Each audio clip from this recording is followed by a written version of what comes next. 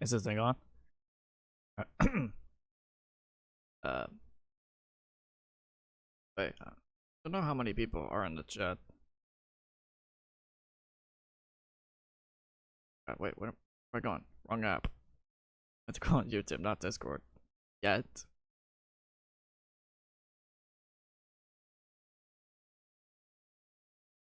It's not showing up for some reason. Oh no, wait, it does. Okay, so far 0 people because I didn't put the tags in before I I think there's one person watching this. That might be me just using my phone. I don't know.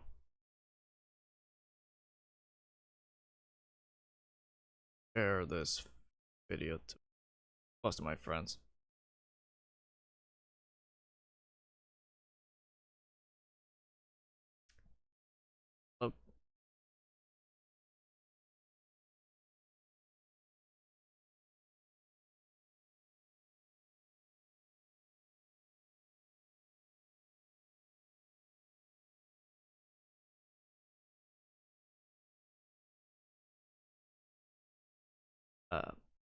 Oh, that's sorry I'm being quiet. Cybertron's in the chat. What happened to your Discord server? What do you mean nothing's happening? I guess the Discord servers is like was down while I was making something before the end of the stream, and I'm like, dude, what the heck is going on? And then it came back up like a few minutes later. Then it's okay. All right, time for my introduction. Okay. Welcome to my personal tier list of 2022/2023, where I rank games that I previously streamed before and place them on the appropriate letter rank and talk about why I put them there. But I feel like it's boring without music. Do you guys want music while I talk about games? I don't know if you're there, Cyber.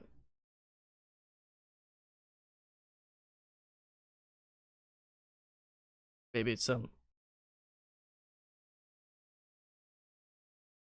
I don't see it in my Discord anymore.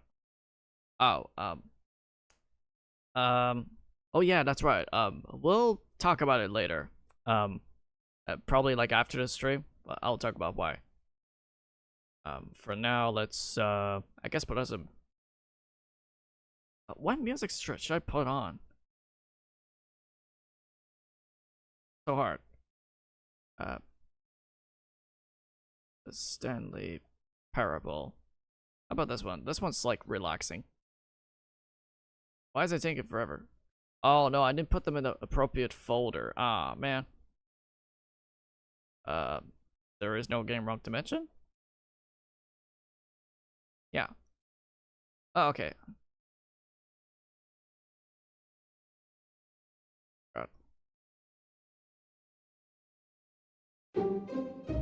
There we go.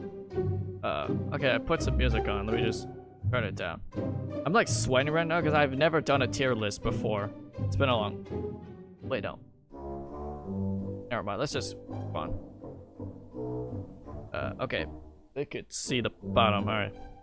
Starting from the very first one, the Stanley Parable Ultra Deluxe. This was my first proper game I've streamed on Twitch like years ago. No, not years. What am I saying? It's literally a year ago when I was testing out OBS and learning how to stream.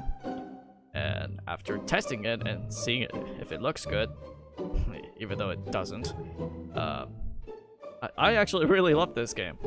It's a walking sim that's done right. Like every bit of every single like conversation with the narrator and with Stanley, who's supposed to be a silent protagonist that you're controlling as, there's like tons of jokes and fourth wall breaks that's like so entertaining and funny at the same time, while adding some new content in the game, the Ultra Deluxe, by adding more, which spoiler warning for Ultra Deluxe content. There's a secret door that you can enter to, and that's where the new content comes from. The whole thing with the carrying the bucket and the dialogue changes and while going through the same pathways, which I know it sounds lame, but they literally make fun itself. Like it's like, I think later on in the game, if you go to the epilogue ending, there's like a fake review commenting about that whole idea. It's like, what is this? It's just the same game, but like with the bucket. Why would anyone buy it? It's really funny. I might be biased, but I think it deserves maybe an S or A. It's really hard to tell, man.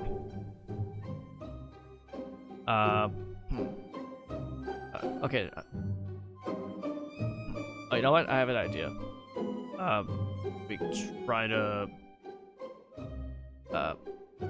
create an alternate tab and bring it to other screens so that you can't see it. Okay, that's good. Because I'm trying to play music when I'm talking about the next game.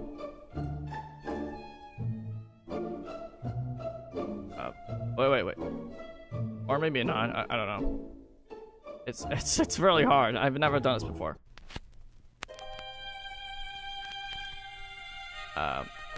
Okay, that one isn't as fitting as much, but whatever. Hey, Mitchell, welcome back. Love this background. What do you mean the tier list I have, or are you talking about the green color scheme I have for Chrome? But that's besides the point. I'm getting off topic. What you play? Please don't touch anything. Yes, yes, I have, and I will talk about it later. But now let's move on to the, I guess, the next game. I meant music. Oh, love the music. The music's actually from There Is No Game Wrong Dimension. I'm trying to play some appropriate music. Alright, this is fine. The Nutcracker. It's not copyrighted. It's literally from the same game I talked about. Okay. Next is the No. What am I saying? Next is Five Nights at Freddy's Security Breach. Now, I heard this was the most, like, not divisive, but most confusing game to even think of. Like, some people liked it, some people don't. People liked it despite knowing the flaws when it came out before it was later patched somewhat. Some people still don't like it for the gameplay. Personally, I really like the gameplay, even if it does have some flaws, like the third act of the game where you have to, like the way you have to get Monty's claws. It's the most it's like so dragged on and so long to even get to the point where you fight Monty, or quote unquote fight Monty. It was a pain to get there, and the stupid maze puzzle you have to do is like the worst part. It's like one of the few things of the game I really don't like, and even if you solved it and saved it later on, people notice. No. What am I saying? People notice that even if you, after finishing the maze section, you go back and save the game and come back to it, it resets. It's just like so stupid. Okay, negativities aside, I kind of like the game's aesthetics, like the idea of going through the mall and like avoiding security bots and some other animatronics and stuff.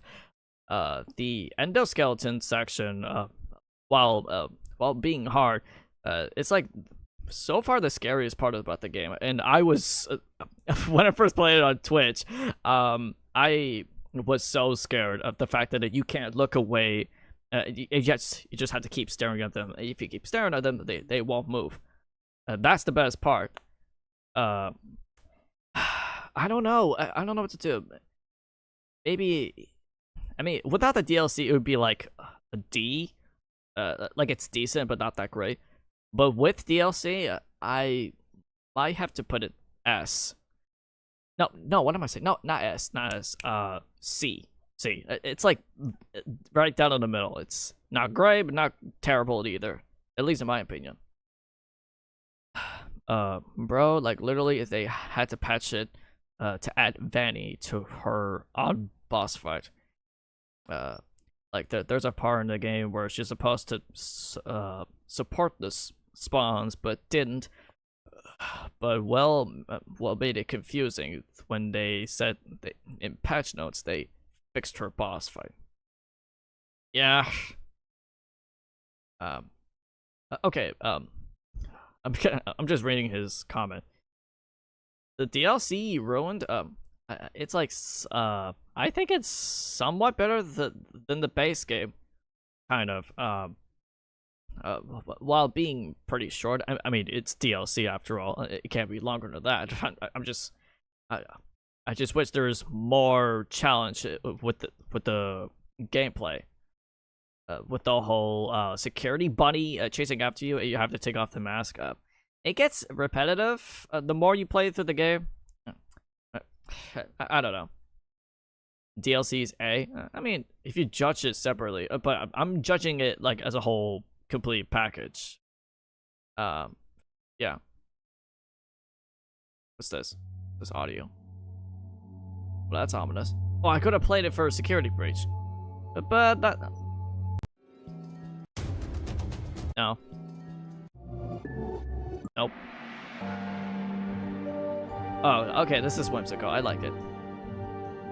Also, off topic, but wonder what this one Spider-Man game that made you hurt your hand. Oh, that's Ultimate Spider-Man, but I'll get to it later. Next up is A Hat in Time. I actually really like this game. Like it's one of those like 3D platformers that's like Super Mario 64 and Banjo-Kazooie and all that stuff, but like on the modern days. But it came out the same year as literally Super Mario Odyssey came out, and everybody was comparing it to it. And it's like, what is this? It's almost like they copied the same ideas. I don't think it does. It has its own unique ideas, and the voice acting, I think it's pretty adorable and entertaining. My friend Herbie said that voice acting doesn't like serve the purpose, or he didn't like it. And I'm just like, what is he talking about? I like the voice acting. Although it is a bit short. Like there's only like 5 levels in the base game, like excluding DLC. Literally the final world has like 1 stage, and that's like the lava place where you have to walk all the way from like the beginning to her tower to fight the mustache girl. That's it. There's no separate levels that leads up to that point. It's just 1 level, fortunately. But I really like most locations in the game where you have to use your different hat power-ups to progress, and it gives you little optional levels to upgrade more hats and like unlock new ones and etc. I don't know. I'm just rambling on a bit too long. Wrong song. Okay. Okay. Yeah. Oh, DLC. Yeah, the DLC is really cool. Except for the cruise one. The cruise one was a bit too short, only like 3 levels, and one of them reuses the same song from the Fourth World's song from the base game. When there's like lightning storms and all the big guys are like like fighting against you, it's literally the same song for the 3rd level of that cruise map. But I don't know. It's kind of lame. Compare that to the Cat's City or whatever it's called. I can't remember its name. That one is so much better.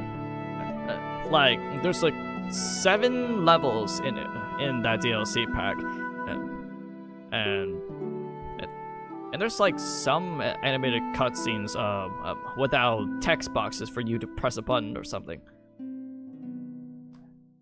Like with the cat boss, like being intimidated, and when she gets angry, she's really entertaining. And that song, Rush Hour, so good. I love that song. All right, what do we got here? This is fine. Next up is Infamous 2. Although, to clarify, I had played the first one like way back before I learned how to stream. So I thought it was a really good game, despite its flaws and really awkward animation. Like, the way they talk is just like how they were acting Sly Cooper games on PS2, while how they like slightly moved into one frame of motion.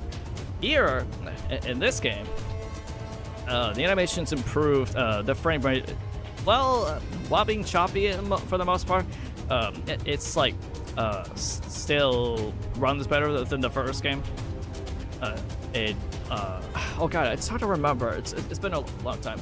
It's another Twitch. It's another game I streamed on Twitch like a year ago, and I really liked its new power. Oh god, why didn't the music stop so briefly? Oh, it's because I ripped it from the game's files. All right. Dungeon. What else do I have? I have very little. Ah, the Nutcracker remix. I forgot about this. Okay, back to the Infamous 2. Probably C. Actually, it's so hard. Either probably lower B. So I think it's it's like I don't know. It's hard to really think. It's hard to remember. It's a really good game. While the missions were very repetitive and it's something I couldn't care less in most open world games, but I would like come back and replay it someday. And the split decisions you have to make, becoming good and evil, much like the first game. It's a coolest thing to include. I really like that. Okay. But what song do we have? It says wake up time. Okay, please don't touch anything. It was a very unique puzzle game. Even though I did cheat on the time system because it was very confusing, but it didn't prevent me from enjoying it. Like most puzzles, like literally the entire game is one screen for the most part, and I kind of appreciate that. And the amount of endings you get for just one screen, it's just pretty entertaining. And there's one ending where it literally closes the game after, like the pyramid one. It looked like something from Gravity Falls or something, the Disney TV show, if you've never heard of it. Yeah, the game's good, but the puzzles are so hard to do so on the stream. Yeah, I guess so. Where is... Okay, let me put on some Kirby music for a change. Kirby and the Forgotten Land. I'm trying to get...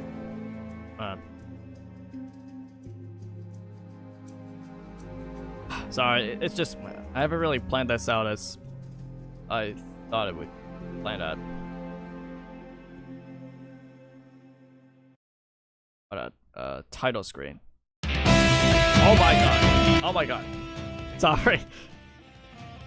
Okay. Now I got some music. That's appropriate. Kirby and the Forgotten Land. It's really... It's ironically really good, and it's technically Kirby's first proper 3D game. Ever since we saw that canceled GameCube game, our dreams somewhat came true. But it's... I like the idea of the mouthful mode as well. Much like the Robo ability from Planet Robobot, they're both great additions to each of their own respective games.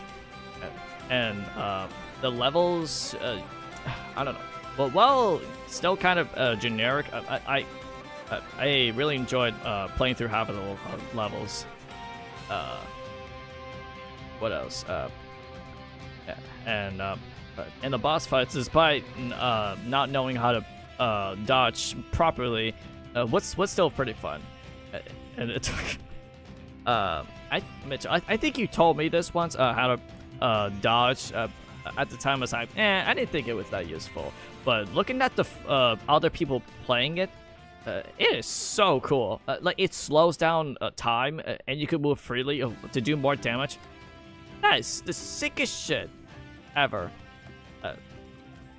So yeah, it goes to A tier.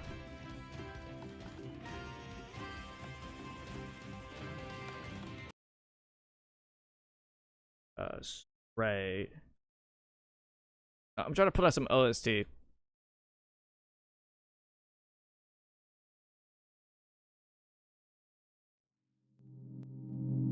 Oh, there we go. This is appropriate. Alright, Stray, either on PlayStation or PC. Like, much like Please Don't Touch Anything, it's like a puzzle game, but it's like a third-person adventure puzzle game. And this one's really adorable, but also kind of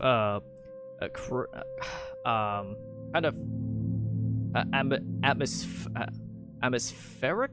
I don't know, the atmosphere in that game, like the whole city is filled with like robots acting human, but despite not being one. It's a really neat, unique concept. Like, when I first saw the trailer for it, I was like, "Whoa, where are all the humans?" And then I realized all the humans are dead, except for one, technically, but which I won't spoil. But yeah, this cat game, Stray, is it's really what is it? It's hard to say. It's really hard to come up with things I liked about the game, but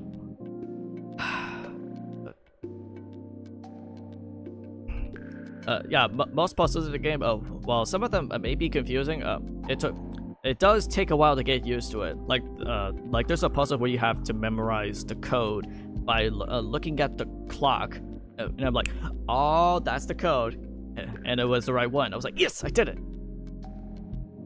And yeah, it goes into B tier. What's the next one? Ratchet.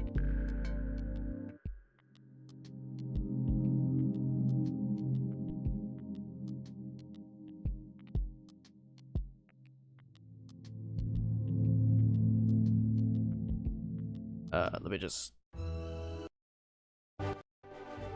Alright. Okay. Next up, we have Ratchet Clank 2016 for the PS4, which is one of the very few movie tie-in games we've seen in modern days. Back in like 2010s or something like that, we'd be getting tons and tons of movie tie-in games non-stop, with like no effort. And this is the only one around mid 2010s. Okay. I don't think I need to go. I don't need to go through this game without talking about the movie itself. It's the movie's very boring. Looking back at it, like when I first saw it, when I was like a teenager, and I thought it was a really good movie. I like Dr. Nefarious appearing at the end of fully roboticized, so that's cool. But looking back at it, it's just not worth the watch. It is so boring. It's so safe. It feels like an elimination movie, but if it was done by PlayStation themselves, like, it is so boring. Okay, story negativity aside, it's still a very fun game. As much as the OG Ratchet Clank games. But not to but it feels somewhat samey, but for the most part. Some puzzles felt very too easy for me. But that's the only one that's like holding it back. Probably at the bottom B tier. Like, it's great, but like not amazing, because the story is like the worst part of the movie. or movie slash game. I don't know. I don't know what you want to call it. It's all right.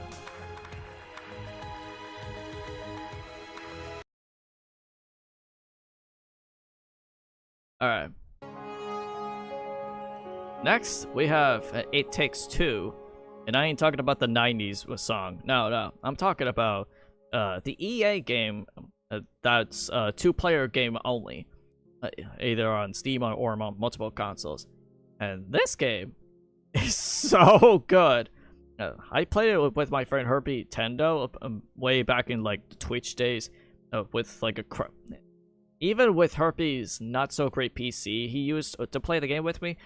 It's still like one of the greatest games I've ever played. Like it's so fun and entertaining, and like most of the dialogue is like kind of entertaining, but also kind of I don't know. To me, I think the highlight of the game is not just the romance that's like building up, like you prevent them from getting divorced to now actually like each other. The second best thing is Dr. Hakim, the Hispanic book that likes to imitating the main characters, but also gives some useful advices. What do you think of my impression? Was it good? I don't know. Like, despite what everybody says about this guy, I get it. He's like kind of irritating to deal with, but I can see why. He's like, that's like the whole point. He's like trying to get them into the relationship that they deserve, instead of having them getting divorced, which I thought it was cool. Yeah.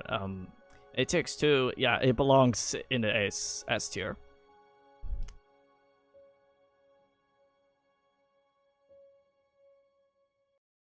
Let's see what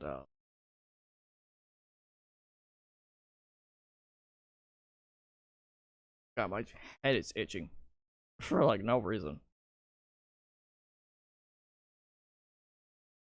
Sorry, I'm just trying to go through a different game.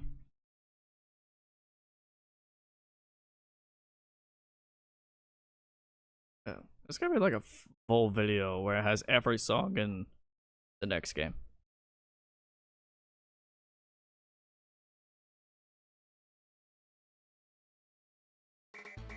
There we go. Okay, next up we have WarioWare Smooth Moves. And oh my jolly golly, this game is so good. Like probably bottom A tier for the like so far. Like every single micro game that requires motion controls doesn't require too much, like with most previous Wii games or some other ones like Wii Sports, where you just waggled it. And I thought, and I get it was for like a tech demo, but looking back at it, it kind of seems to compare it to future games, especially WarioWare Smooth Moves, where every like almost every micro game requires a different position how you use your motion controls, and I thought it was very unique and entertaining. Plus the game's whole aesthetic is just as great as it was back then, and probably better in the I don't know. It's just kind of cool how the art style stays consistent for the most part throughout future games, from like past to future. You get what I mean? Yeah, WarioWare Smooth Moves A tier. Don't at me. It's one of my favorite Wii games of all time. Oh god, my mouse is like off synced right now.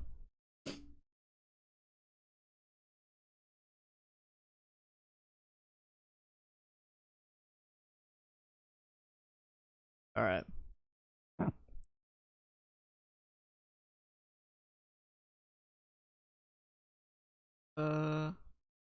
Okay, how about this one? There we go. Now, the next game we have is The Last of Us. the very first one of the series, back when PS3 was like kind of dying because the PlayStation 4 was like new around that time. Okay.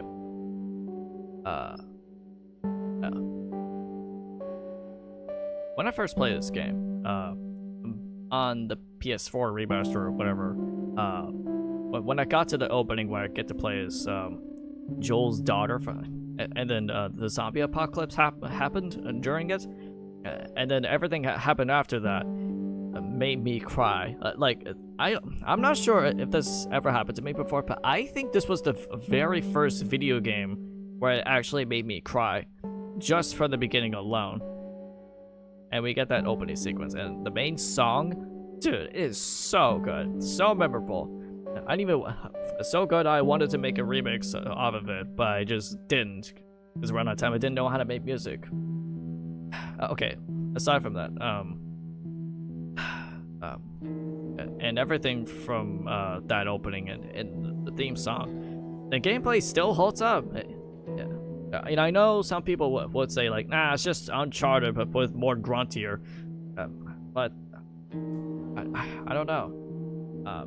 What Naughty Dog did for the gameplay, I don't know how to explain it. Like the gameplay feels heavy. I don't know how else to describe it.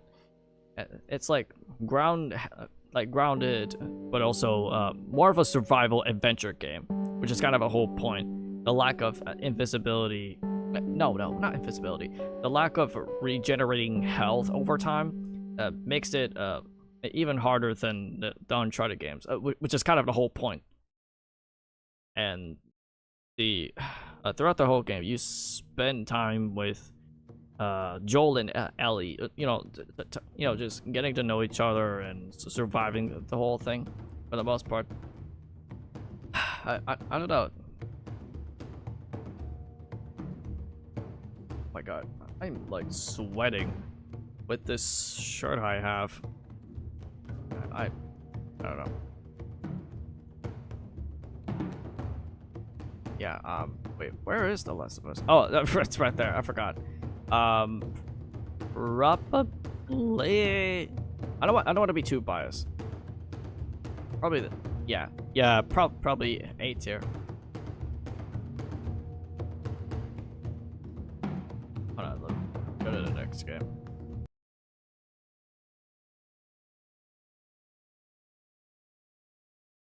I feel like I'm just going through the games completely out of order because the list is not very organized from where I first put it.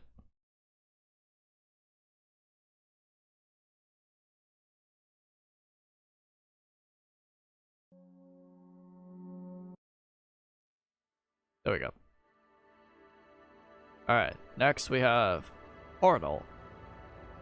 My friend Herbie suggested this game, and for the longest time, I have never played Portal up until last year. And I honestly couldn't have done it without his help, because some puzzles are quite tricky, and I wouldn't have finished this game without it. Okay, despite that, it's still a unique puzzle game. I'm not gonna lie. I don't know where to put it. Probably B tier, because the aesthetics, while pretty outdated, it's still kind of unique, and they look kind of cool. Almost gives me Tron vibes, but a little bit different. And GLaDOS, she's like the best part about the whole franchise, and not just this game, but just the whole series. She likes to mock you and like talk shit to you most of the time, but also likes to take over the facility whatever she wants. And I kind of like that. That's really cool. So yeah, Portal 1 goes to B tier. I'm sorry. Oh, sorry. I didn't mean to do that. What other? Oh, what? Oh no. Is there another? Oh wait. I know what to play. Hold on, I got the whole list.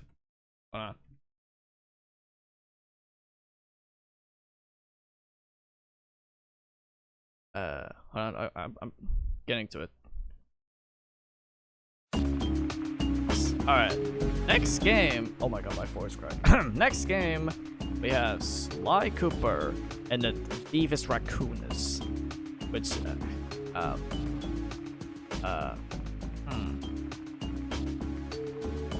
I really don't know where to put it in this list.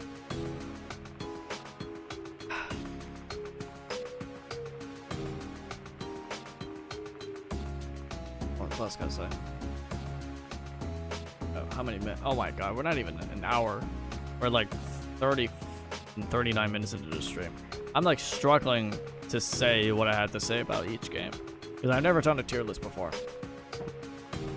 Sly Cooper 1, pretty cool game, but I wouldn't say it's the greatest. Some boss fights feel a little okay. As far as I remember, some bosses kind of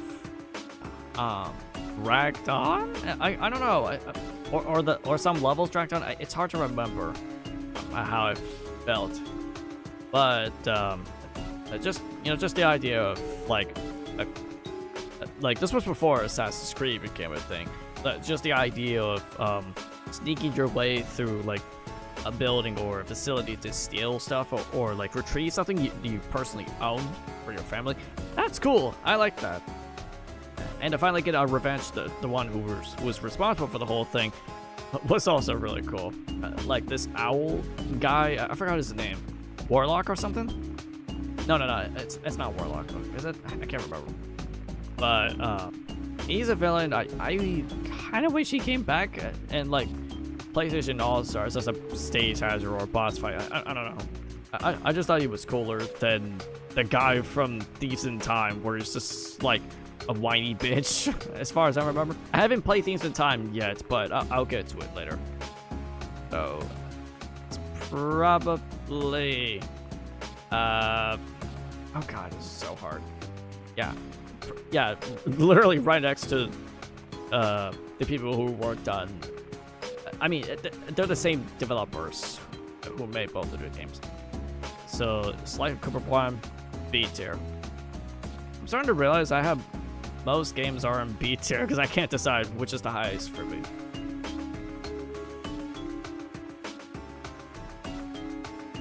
What? Oh, wait. I got it.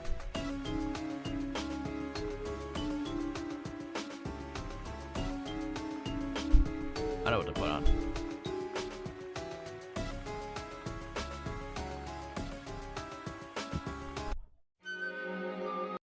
Cuphead. Let me turn it down, just in case. Next up, we have Cuphead. I really like this game because of how hard it is. And not just that, it was very challenging too.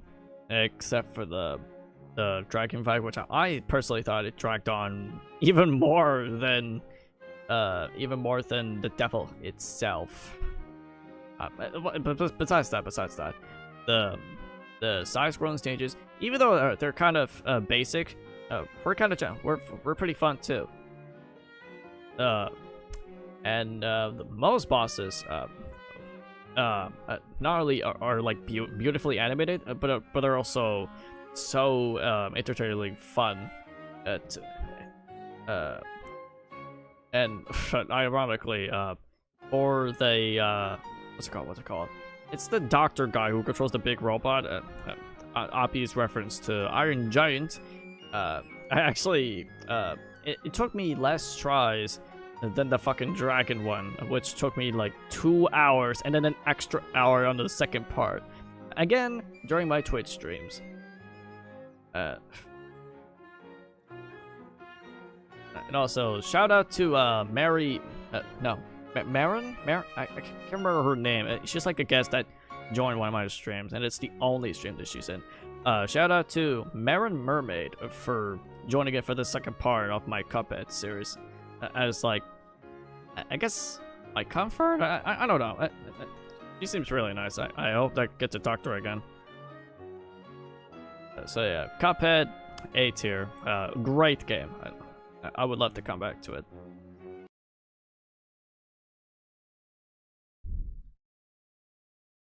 What up? Oh, wait.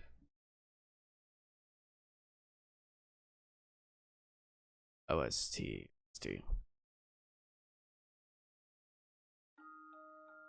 Next up, we have the Unfinished Swan. I think that this is one of the indie games for PS3 before it was ported to later consoles. Like with Portal, it's a simple. I don't know if I like it more or less than Portal 1. I can't really decide. It's so hard. Because I really like the game's aesthetics. Like, the first screen you see is a white screen. That's it. Until you press a button and you shoot out black ink. You're like, whoa, what is this? And then until you see the whole environment later on. And it's not just black ink you shoot out. In chapter 2, I believe, you shoot out water to water up your plant so that you could climb over it, which is a pretty unique thing. Unique concept, not a concept, but unique gimmick to traverse through the level. It was really cool. And oh, dude, and the music, dude, like one of my favorites. It's absolutely the Monument Falls. This one, this song is so good. Like, it starts off slow until it progressively gets aggressive, like cinematic, until it ends off with a nice piano melody. It's so good. So good, in fact, it got remixed in PlayStation All-Stars Battle Royale for the medieval stage as a stage hazard, which is so cool. Although not really a stage hazard because it doesn't do anything, but whatever. It changes the aesthetics. It's fun. So yeah. The Unfinished Swan, B tier.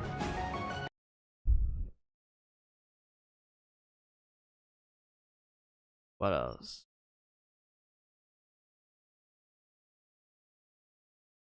I'm trying to remember the old games I played. Oh, wait.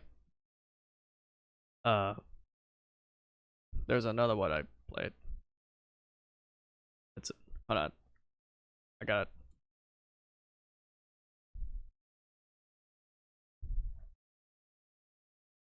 There we go. Next up we have Ratchet Clank Rift Apart.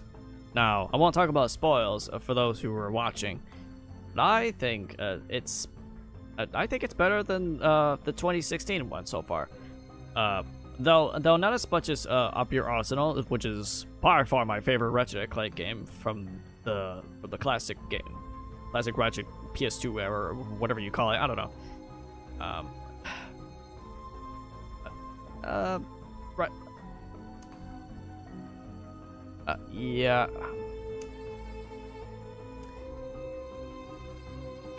I don't know. This is hard. Right. Yeah, put it right there, right behind Stray.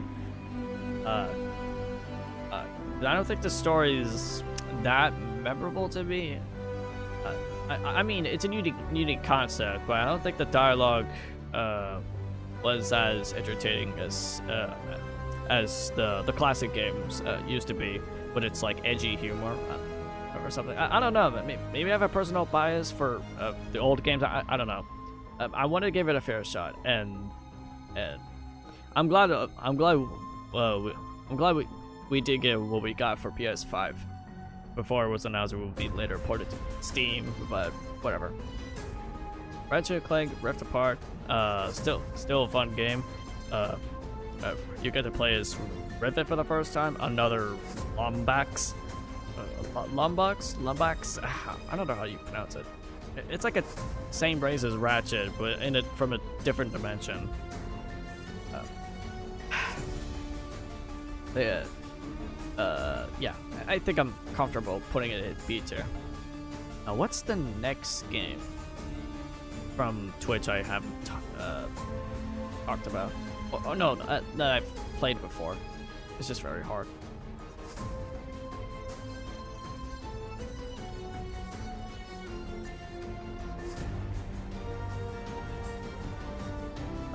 Okay.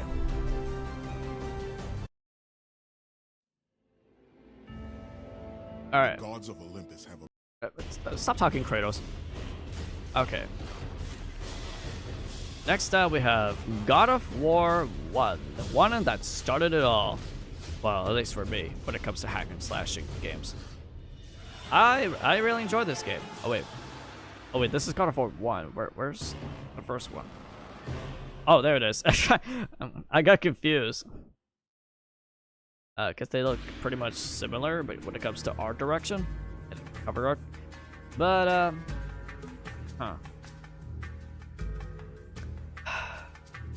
probably above the last of.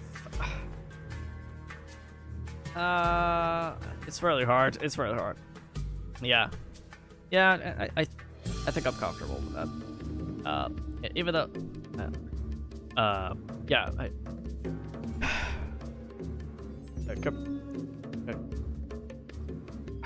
I really don't know what to think. Oh no, let me take a sip.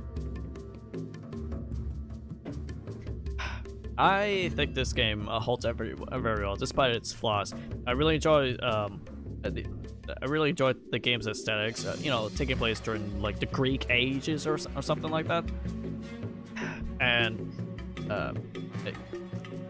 the way you level up your like different abilities you get throughout the game was really fast, and it doesn't take too much time. Well, they later improved that with the second game. They made it faster.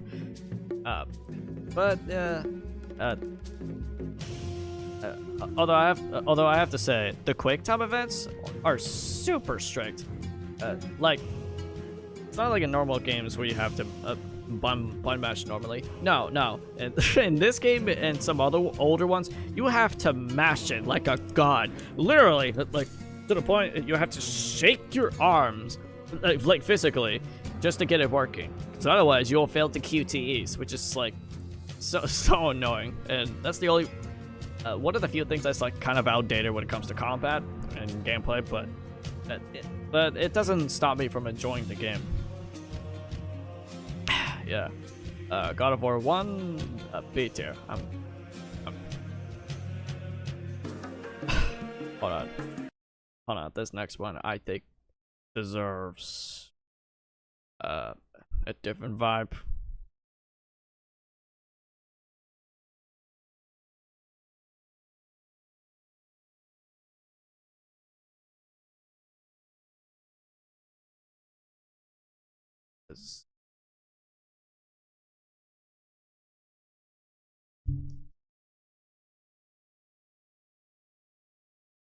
There's gotta be like a cover.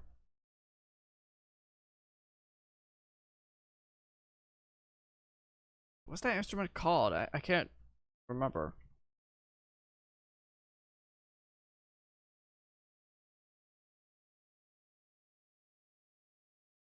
Whatever. Okay, I'm trying to find appropriate music because I think this next game doesn't deserve to have its own music playing, if I'm gonna be honest. As soon as I can find it.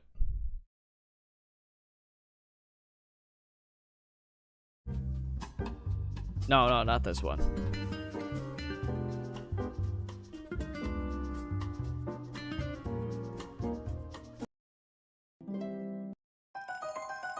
No, that's the wrong one. That's from There Is No Game Wrong to Mention. I'm trying to find the appropriate funny ha song.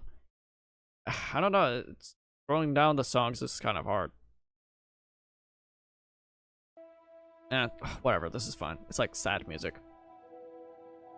And then right after God of War crashed on me on my old PS3 model before I bought a different model that works.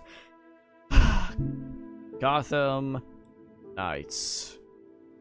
You already know what's coming. F tier. Immediately F tier. It is so boring. It is so stupid. Like the combat just feels so slow in comparison that like almost you need like a second player or more to help you with get through the game.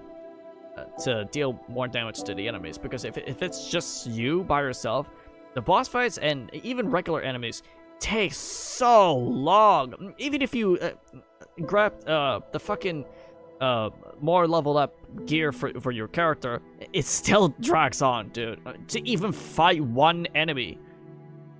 And those, like, creatures, enemies, where you have to, like, keep dodging their claw attacks, and they're hard to deal with. They're like the worst enemy in the game. And the same goes for the boss fights, too. The Clayface drags on. Mr. Freeze is actually decent. I can't remember. Oh, Harley Quinn, kind of decent, but also kind of very annoying. Talia, on the other hand. Oh, no, not just Talia. Bruce, I'm sorry for spoiling it. Bruce Wayne comes back with the help of the green goose or something like that. The same thing that made Talia's father came back to life in the first place. Bruce is alive after being dead at the beginning. Attacks the player. He has, like, I try to remember. I think he has like one phase, and that's just one fight against him. And then after that, you fight Talia, and it's the way you fought her. It's just again, like with the other boss fights, it just drags on. Like you have to keep dodging, hit her like 3 or 4 times, and then rinse and repeat until her health goes down. And when you get to her second phase, it is so much worse. It is so much worse. Like without your friends helping you out in the game, it is so bullshit. Like her upgraded staff is so harder to dodge, and every time you die in one of these parts, you have to you have to fight Bruce Wayne all over again. It's like, dude, what are these designers thinking?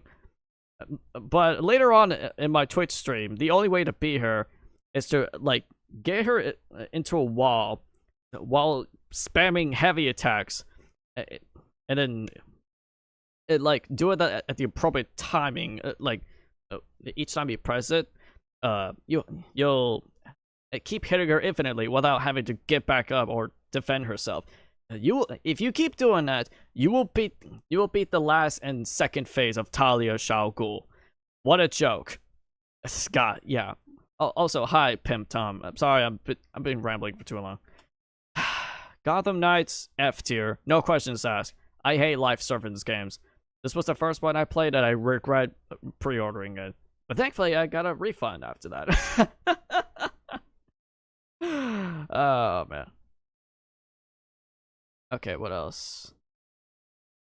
I want something that's like pure change of heart. That's something good. But I do know what game I will talk about next. It's just it's hard to find OSTs faster.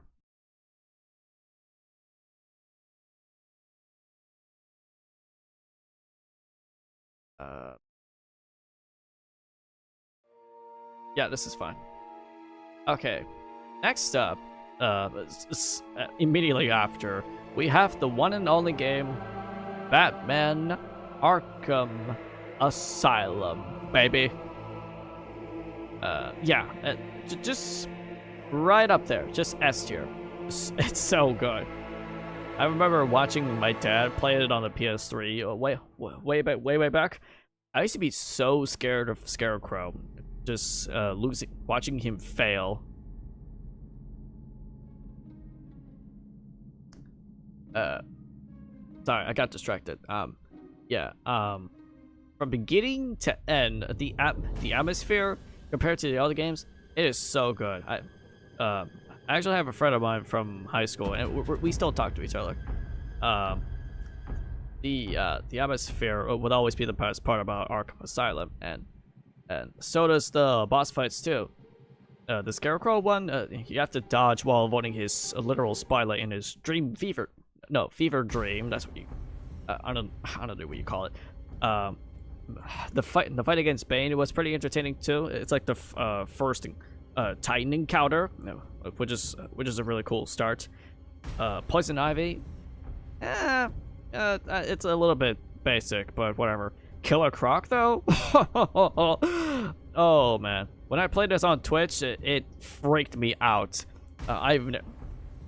Like I've never like felt frightened in my life of whenever I played the sewer level against Killer Quad while finding the DNA for Poison Ivy or something like that. And then at the end, and you tricked them as bait. It is it's so satisfying. The combat system, like still holds up today, even if it's a bit downgraded compared to the future games, and especially Marvel's Ultimates. No, just Marvel's Spider-Man. What am I saying? Ultimate Spider-Man. That's a different game. Yeah. The only disappointing thing about it is the Titan boss fight Joker, and I get it. That's his whole plan, to turn the most basic enemies into Titan mutants. But the boss fight against Titan Joker was extremely disappointing. Like, it literally feels like the Polygon Man fight from PlayStation All-Stars Battle Royale just before that. Like, you literally just fought goons at the stage while Joker's throwing hazards at you. And then after defeating a certain amount, you just grab it on to his back with a super upgraded back claw, pull him down, and beat him up a couple of times. And then when he gets back up, rinse and repeat until it's over. That's literally Polygon Man fight from PlayStation All-Stars. Yes. Like, it's almost like history is repeating itself. Oh god. Don't even get me started on that. But aside from that, Arkham Asylum, great game. I would love to replay it again, even if I don't care about the challenge stuff. What else?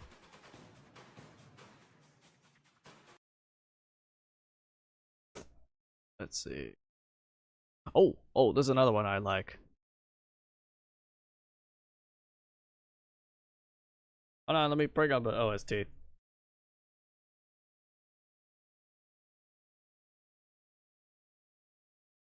Excuse me, I'm sorry.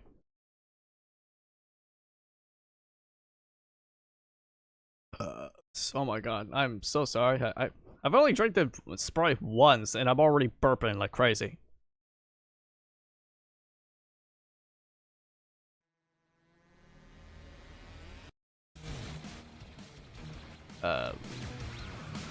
Right there.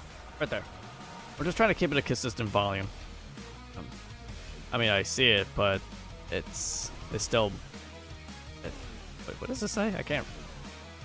Muskets. Okay, that's what it says. Alright. Metal Gear Rising Revengeance.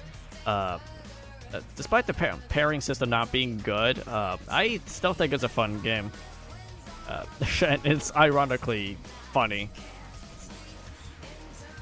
To the point where it spawns multiple memes in recent years now. Yeah. This was during the time where Metal Gear, the devs at Metal Gear had no idea what to do with the franchise after 4. So they're like, oh, why don't we make a hack and slash game? But instead of focus on Snake, why don't we focus on Raiden? We didn't give him that much of a role. And they make a game out of it, made by Platinum Games, who are responsible for Bayonetta, which I will definitely stream next year. And yeah,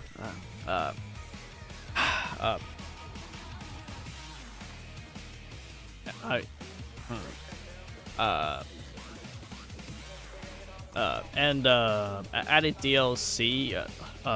That's like where you get to play as like a Jetstream Sam and the Robot Dog. Were pretty cool additions, but just something I never thought. Just something I didn't expect. Like, I thought it was only just Raiden. But I think we're wrong. But yeah, Ryzen S tier. No, B tier. Why do I keep saying S?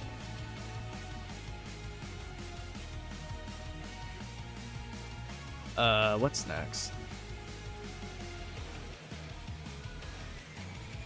Oh wait, I'm trying to find the list.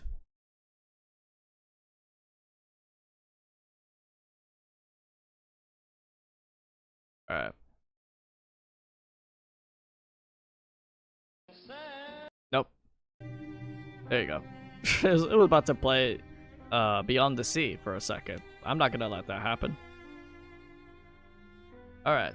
Bioshock 1. Like with Arkham Asylum, the atmosphere in the first game was so good. Just the whole idea of surviving in an abandoned city that's like underwater and it's filled with enemies that are like trying to kill you. It was really cool. And you get like multiple endings.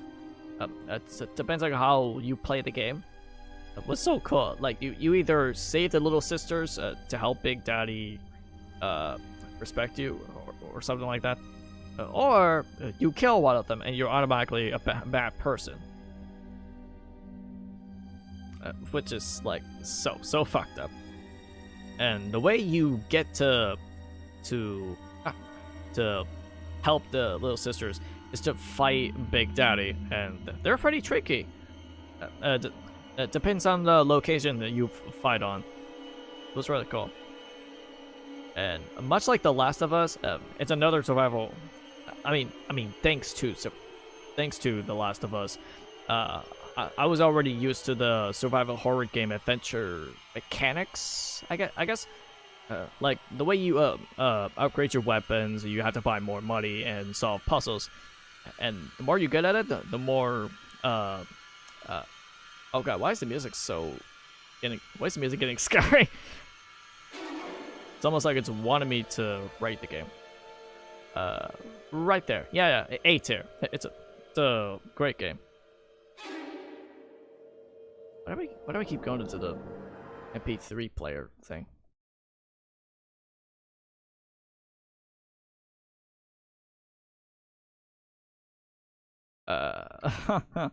This next one, I couldn't say the same thing.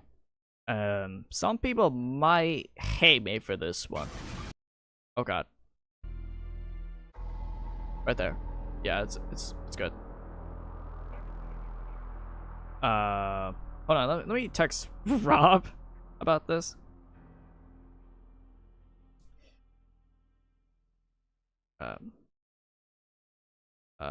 Talking about DMC on my live stream. Yeah. I'll give him some time. I don't know how Rob felt about DMC 1 compared to other games. Devil May Cry 1. Okay, before I rate it, I don't want to get most people mad. Let me talk. That I think the aesthetics are kind of decent for a PS2 game. Like you fought demons inside of the abandoned castle with your guns and swords and stuff, doing tricks. That's cool. I like that concept.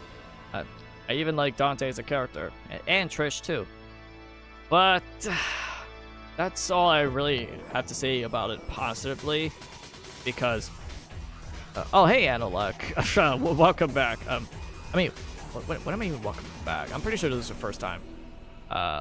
Shredder's Revenge, Easy S. Well, I'll get to it later. Well, I'm talking about Devil May Cry 1. Okay. I know the fact that this game was originally going to be a spin-off to Resident Evil with its fixed camera angles, and it honestly shows. I hate the fixed camera angles in most locations in the game. Like when I'm trying to fight enemies or trying to walk around, the camera would just change. It would, like, it always throws me off. Like either I mistime my sword swinging, or I would just walk off the edge unintentionally. It's so annoying. And the boss fights, dude. Oh my god, the boss fights are terrible, dude. They dragged on for way too long. No matter how many times I upgrade my stuff, it's just, I don't know. In the save states, no, not save state. The save system it's just so cruel and outdated, even for its time. Like at some point, if you die, no, I remember. If you lose all of your lives and continues or whatever, you will have to start the mission from the very beginning. And it's just like, dude, this is just fucked up. Like, why? I hate that shit. And then, by the end of the game, I managed to run away from the not volcano. What am I talking about? After being the final boss, you have to escape the castle, much like a Metroid game or something. And then you find a plane, which at first was a random thing to be here. I was like, oh, why is there a plane there? Okay, I'll just move on. And then it actually served a purpose, unironically. And I'm like, oh shit, that's the plane from the beginning. And I ride on it, and I was down to my last continue. I was so scared when I was hitting the walls. I was like, what the hell? What is this shit? This isn't the shitty Star Wars PS1 game or some shit. What is this? And when I got out, I felt a relief that it was finally over. This whole nightmare of a game is finally over. I was fucking done. Okay. Am I being too harsh? I don't really know.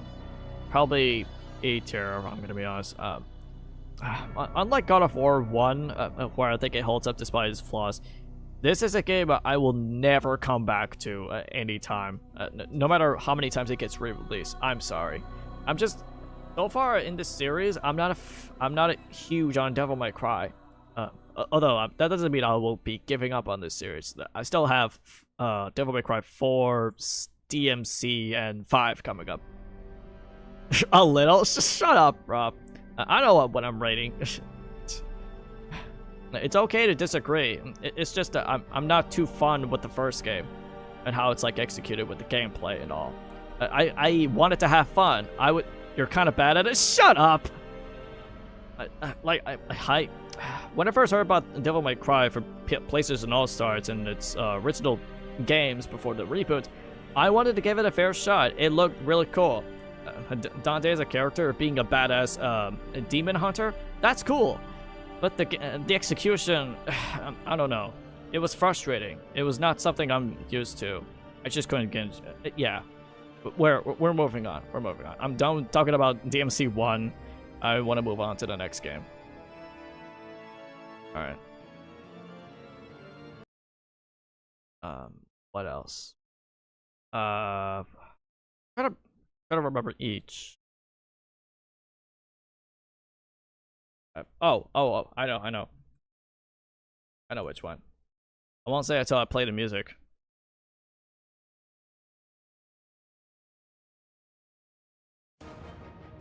Okay, there we go.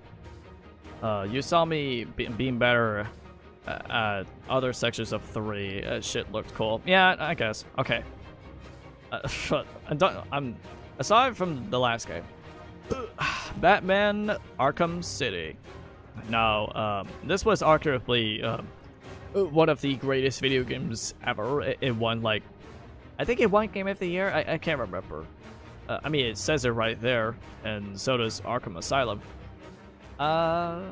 It's really tough. I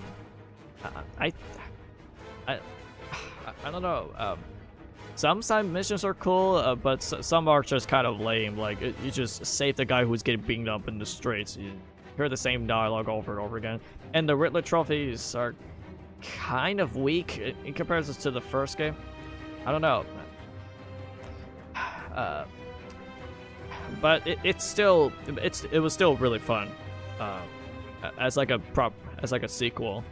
And some DLCs that were added, playing as Catwoman, was really cool. And how you traverse through buildings was different enough, but also not very clunky, which I think works. And oh yeah, I remember before, or was it after? I can't remember. It was a fight against Sweet Tooth as Catwoman, and I managed to beat him without even hiding. Like, I was just getting up on it and just dodging bullets from the other people, and I beat it on my first try without dying. And I was super surprised on stream. I was like, "Whoa! well, first try. Yeah, it was really cool. Harley Quinn's revenge. Well, while being short, I mean, again, that's the whole point of the DLC. It's supposed to be short. Was really cool. Playing as Robin was pretty decent. I kind of like his new gadgets, even if they're pretty minimal usage-wise. I don't know. That's just me. Yeah. So yeah. Arkham City S tier. Maybe not as good as Arkham Asylum when it comes to the atmosphere, but it was still really fun. Next we have. Hold on, I'm trying to play some music.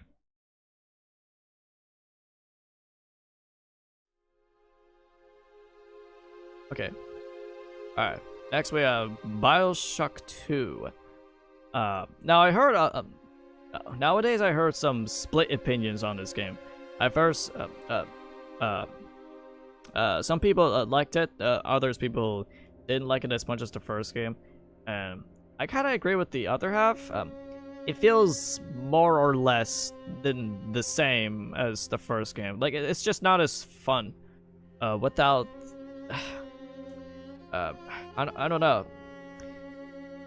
While all the stuff that happens in the first game it worked just as good as before, and I think the new puzzles are better. There's just not a lot that was improved compared to the first game. Like it was just kind of safe. It's kind of a safe sequel. Like there's not much to it that's like a major improvement. It feels like and I know it sounds repetitive, but it literally feels like a Bioshock 1.5 or something, or 2.0. I don't really know. It's like with Dragon Ball Xenoverse 2, where it feels more or less the same as the first game, with some stuff that are improved, especially the load times or something like that. Do I put it bottom? I don't really know. Try to figure it out. Probably B tier. Like it's good as it was before, but not super amazing. It's just kind of it's kind of average. Like almost average. I don't know. I don't know how I feel. Oh god.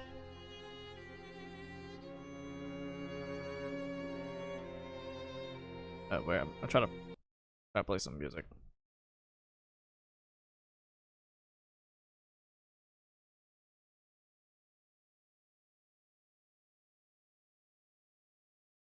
All right, we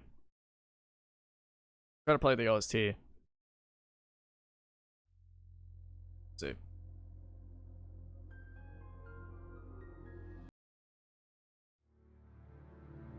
All right, there we go. All right. DMC, Devil May Cry 2. This one I heard is like the worst one in the trilogy, or like in the entire mainstream series, and I can agree to some extent. It's not very good, but I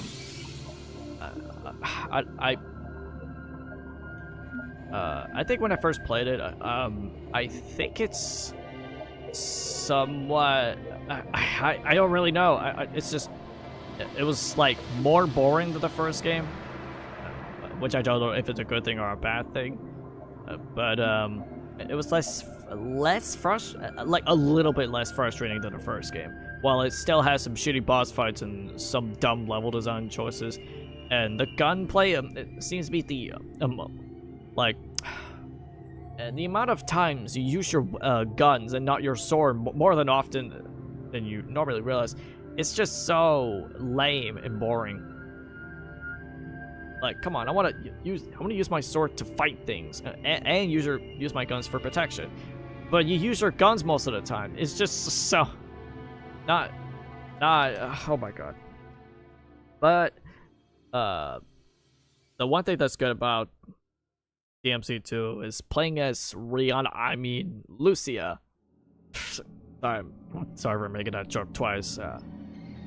But Lucia is almost as good as it could get when it comes to gameplay wise. She moves faster, and while her attacks being like do less damage than Dante's, it feels somewhat decent, but it's not enough to bump it up from less good. Like still an E tier. Like it's slightly better than the first game. It's just not enough to make it good either. It's still not good.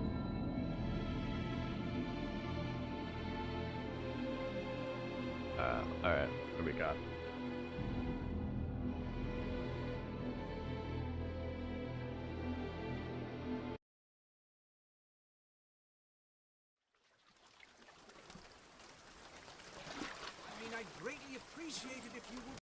Alright, let me skip ahead. There we go.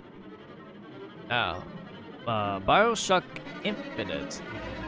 I don't remember much of Bioshock Infinite when it comes to like the aesthetics and all. I mean, I do like God, it's hard to remember because the ending was so confusing, and I was just like, I think from what I've heard, that's like the saddest ending or something. And I'm just like, what's so sad about it? Like, I don't know. It just never clicked with me. But aside from that, you know how Bioshock 2 was like kind of more or just as good as the first game, but like not enough. That's how I feel with Bioshock Infinite. Like, it feels like a nothing game. Like, I don't know. I just never really bond with the characters or like the locations as much as the first game's the atmosphere and underwater location. I don't know. I kind of like Elizabeth, but that's like, oh, not just Elizabeth. The two people that are like talking to each other throughout the whole game. I can't remember who they are. There we go. Try to play it. There you go. There you go.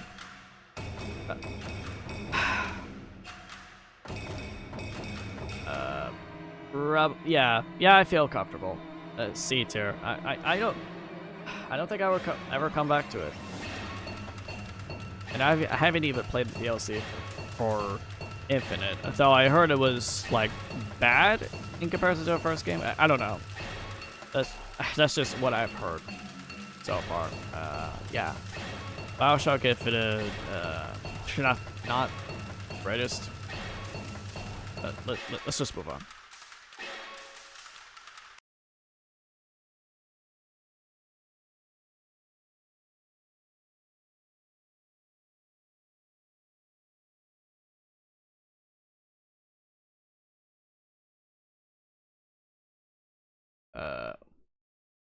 There we go. There we go. Alright. Batman Arkham Origins. Now, this is one of the, not only was it not made by Rocksteady Studios or whatever, but it's also the game that's, have very split opinions. Some people liked it, some people don't. Some people liked it, but don't like it as much as the first two games. I'm kind of on that same boat. Well, despite being very fun, and I think the side quests are even, what is it? Some side quests are better than Arkham City, but it's like, much like Bioshock 2, there's like not enough to make, there's not enough to make what makes Arkham City great better. Oh hey, Flynn Morris, or Rogerson, how you doing? I'm currently talking about what is it? I'm currently talking about Batman Arkham Origins for my tier list, and then I'll move on. The new voice actors for Batman and Joker, I think they sound really well. Especially Troy Baker as Joker. He nailed the role as much as Mark Hamill did. Although this was way before Mark Hamill announced that he won't be voicing Joker anymore because of he thought he wouldn't feel the same without Kevin Conroy as Batman, which I totally understand. But aside from that, some parts of the game feel a little samey. Like there's one part of like most of the game just reuse animations from Arkham Asylum and like City. Like you have to throw your reversible boomerang at Mad Hatter to give him a final punch. That's literally the same scene from Ra's al Ghul situation. But aside from that, it's he's also the Joker in a lot of other properties. Yeah, I know. I've noticed that too, including Batman Assault on Arkham, which is a pretty fun movie, even for a pre-Suicide Squad's movie, compared to the OG Suicide Squad movie that came out 3 years later. It was so trash. But I'm getting off topic. Yeah, Batman Arkham Origins, probably A tier. Not as good as the first two, but it kind of holds up. I just think most people might be too harsh on the game, a bit too much. I mean, I get it. There are some flaws, but it's not enough to make it mediocre or bad. Much like fucking Gotham Knights, for example. What else? Oh wait, let me scroll down so I can see which game should I rate it.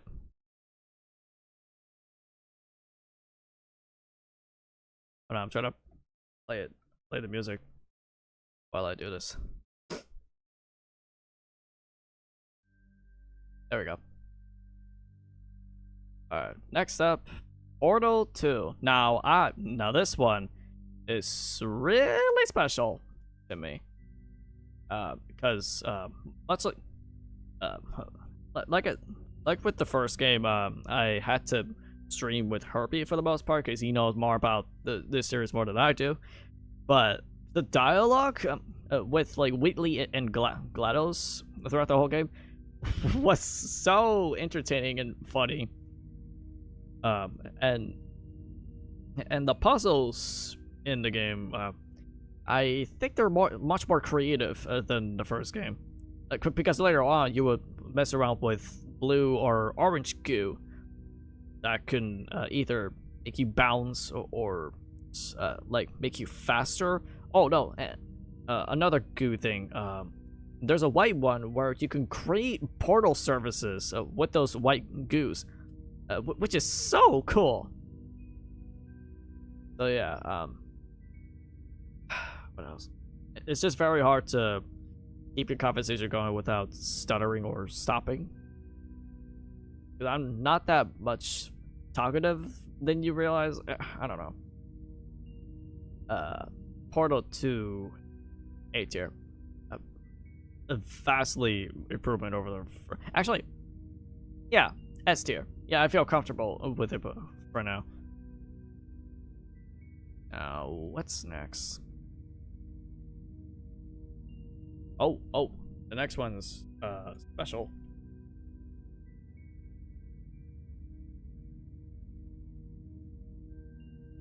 There we go. Here's the appropriate music. There we go. Sonic Frontiers. Now, to be frank, I'm not much of a Sonic fan when it comes to some specific Sonic games. Although I do enjoy Adventure 1 and I think Generations. But Sonic Frontiers is no exception. I really like the game for what it is, what it tries to be. Not try it, but when it comes to the overworld and some other stuff. And the combat is actually quite good when it comes to fighting enemies or like fighting major type boss fights. They give you a parry to use, much like Metal Gear Rising, but better. Like you don't have to press it at the right time. I mean, you could. It's just optional. You could hold it for as long as you want, which makes it easier. And I'm like, yep, thank you, Frontiers. although the subspace, no, not subspace. What am I saying? The Cypress levels are kind of weak, because they're too short, and most of them just reuse level designs from previous games. Even Neps knows about this. But I really dig the music in like almost every track. The overworld, when it's like super calm and relaxing, the challenging stages are kind of upbeat, and the boss stages are like hard metal songs, which are super good and easily the best part about the soundtrack. And the DLC they added, well, I might have mixed feelings for it. Being able to play as Tails, Knuckles, and Amy for the first time since like what, almost a decade or something, it feels kind of refreshing. Though I do like playing as Tails the most because he has not only the ability to fly as long as he wants, but he has a limit. That's the whole point. But his attacks, while being what is it? Some of its attacks are quite cool, especially the wrench one, which just looks super hilarious if you just keep spamming it.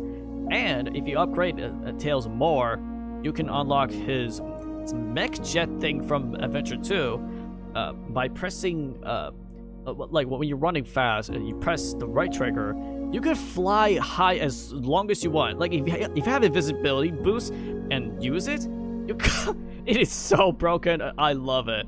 It's like Luigi from Super Mario 64 DS, where he's like broken but also super fun at the same time for how much broken he was.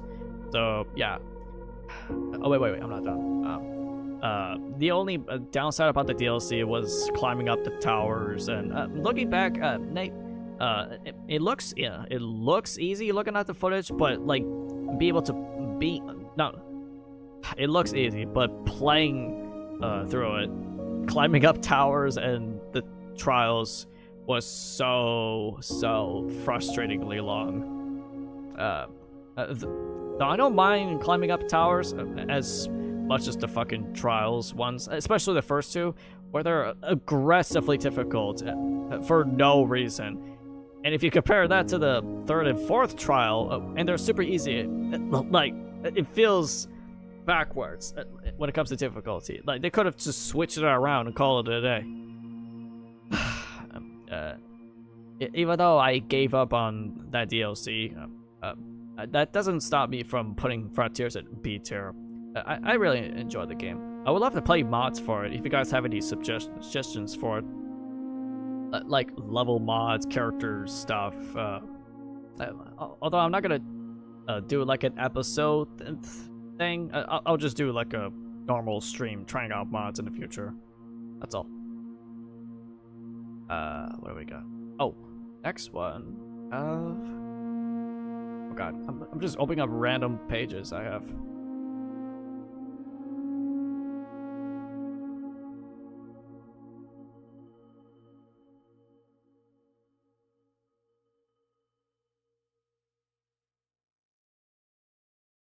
Where is it? First album. Oh, there it is. There we go. Next up, we have Batman Arkham Knight. Now, much like Origins, it's another game where a lot of people liked it, or other people don't for its like controversy choice. Hey, Candy with a K. Hello, how you doing? I was just starting to talk about Arkham Knight in my tier list. If you missed it, don't worry, I'll put like timestamps, even if I do stutter a lot. Now, what was I gonna say? Before I get to play the rest of the series, Arkham Knight was the first game I played in this series on my Xbox One, and I still own it to this day. And when I first played it, I thought it was super fun. Like being able to playing as no, not playing as, to control the Batmobile for the first time, where you only see like during cutscenes like previous games, was really cool to see. And I really like the game's aesthetics too. Like to me, the game still holds up today. when it comes to graphics and all. Going back to it, while I still enjoy the game, but the more you play through the game, the more useless the Batmobile becomes to be, and more situational it feels. Especially if you have to upgrade the glide, which makes you go super fast and super, like, so far high up in the sky. You can, like, do dives and stuff like that much more faster than before. It feels pointless to use the Batmobile nowadays. Like, the only time you would use it again was for a Riddler trophy or like a mandatory story mission you have to go through using your Batmobile, and that's it. And much like the previous games, some side missions are pretty cool, and some others are too short and felt pretty lackluster, especially the Hush section, where it's just one cutscene, one quick time event, but you have to press it at the right moment, and that's it. That's the whole side mission. It's very disappointing. But that's not the only thing that's disappointing. The story is on another level. It's kind of weak, if I'm gonna be honest. And it's filled with so many plot holes to the point I'm not even gonna go through the whole story, because that would take too long. Plenty of other people talked about it, so go check those videos out if you have time after the stream. But the story was not that great. The Arkham Knight character it's just Red Hood, and I'm not super proud of that. But hold on, scroll up. It's really hard. It's really hard to decide whether or not I will put it above Origins or not, because I do enjoy Origins story a lot more than Knight. It's just a oh god, I don't know. I think the gameplay is much more improved in Arkham Knight than Origins, so yeah, I might have to put it in there. And the DLC they added was also really cool too. They expanded upon so many different characters you could play as, from Harley Quinn, Red Hood, Batgirl, Robin, Nightwing, Catwoman, and yeah, that's all 6 of them, which is really cool. Yeah, Arkham Knight A tier. I know, despite its somewhat minor and major flaws of the game. What else do I have? Hold on, let me play some music.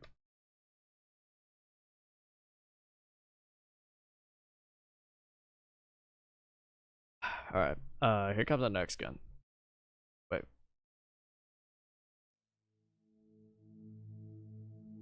There we go.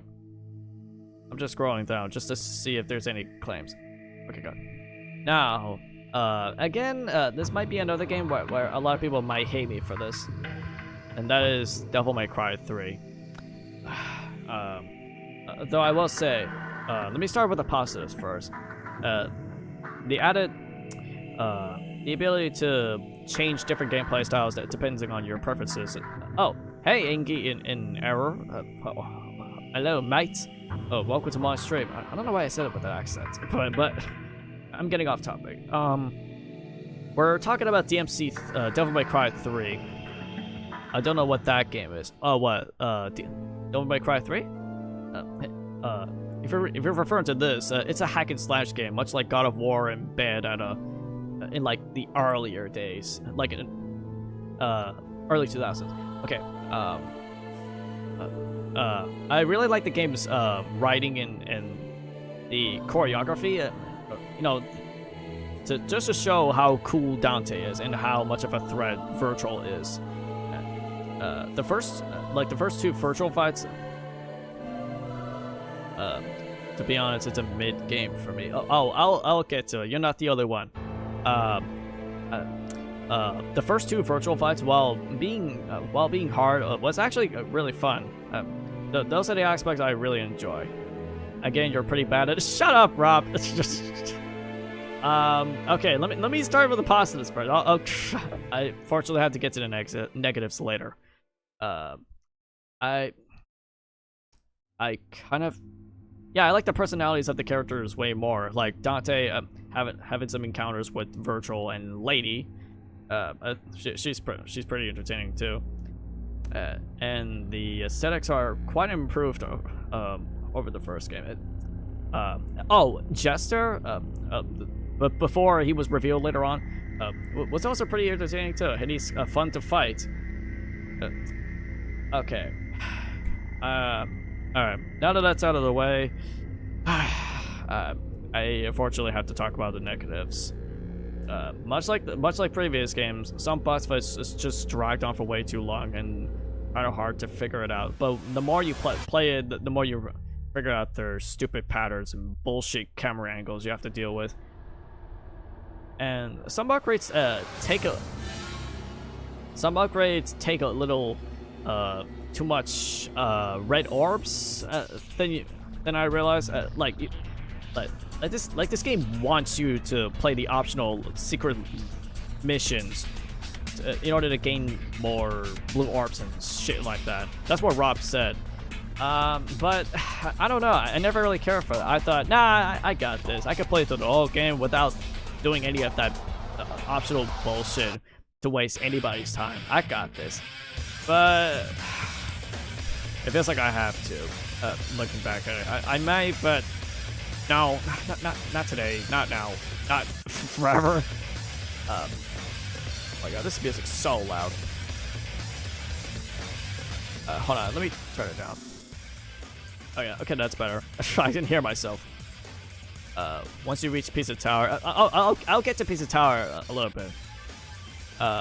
Yeah, much like the previous game, some levels feels too cramped and like tight. They still use fixed camera angles. Well, some camera angles do move while you move forward or whatever. It still sucks. I mean, not the whole game. Like, I enjoyed the first half of the game. From the opening, and it introduces you to slightly improved combat and some combos. It was really cool. But the second half of the game was really disappointing to me.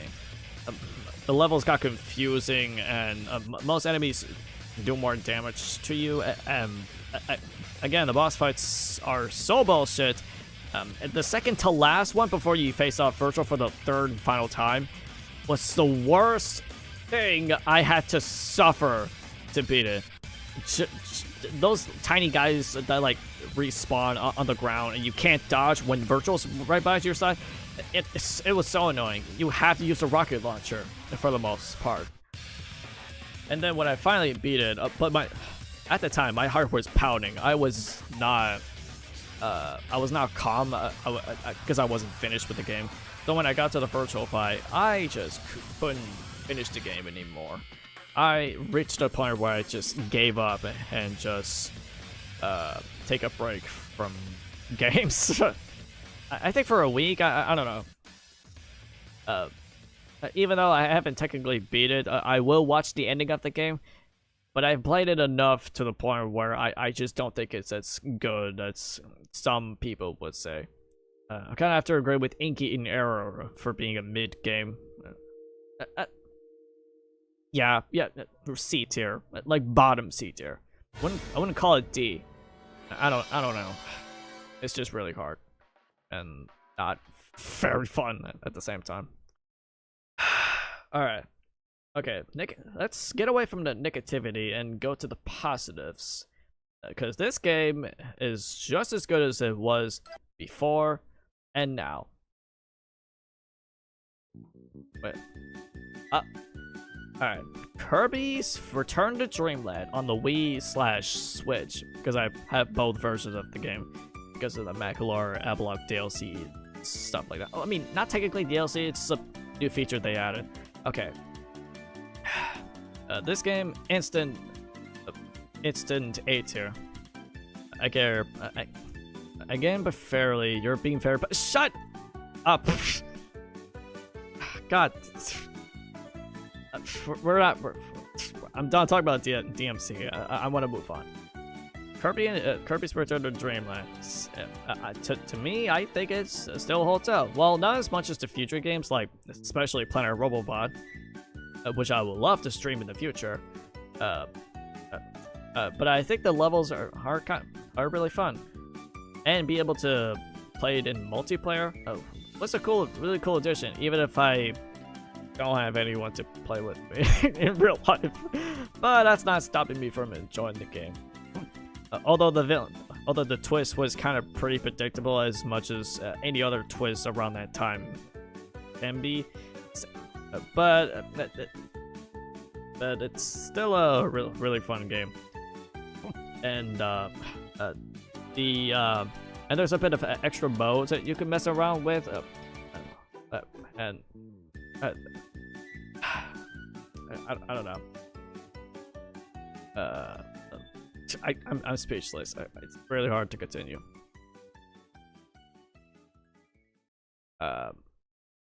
This next one, again, hold on. This is another one where most people can agree that it's not good as what the critics are saying. It's, hold on. Try to get some music playing. Playing? Okay, it is playing. It was a bit quiet at the start. Next up, we're gonna have to talk about The Last of Us Part 2. Now, before I get some, I don't want to upset people. While I agree that the story was not as good as the first game, like in comparison, I think Abby's like super boring to the point where I didn't want to play as her. And I don't know. I just never really fun with the story as much as the first game. How it's like emotional. This one is just too dramatic. I don't know how to describe it. Okay. Despite that, I still think the gameplay is still pretty fun. I don't know what it is. I never really have the feeling where it's like, oh, this game sucks. I never want to play this again. It's just, look, I know the story's bad, but what about the gameplay? Like, nobody ever talks about the gameplay when it comes to talking about The Last of Us Part 2. Because I think the gameplay still, it's still pretty good. Like, again, the things they added, like upgrading your weapons despite taking too long, was kind of cool. And playing, and hold on, oh god, let me. I had sneezed there for a second. There's that one boss fight while you're playing as Abby. The boss fight against the hybrid clicker in like a under the street or a road, or I don't know. There's like water on the floor and everything. It was really fun, even and kind of challenging at the same time. And the inclusion of the dodging mechanic was pretty neat to it. I don't know. I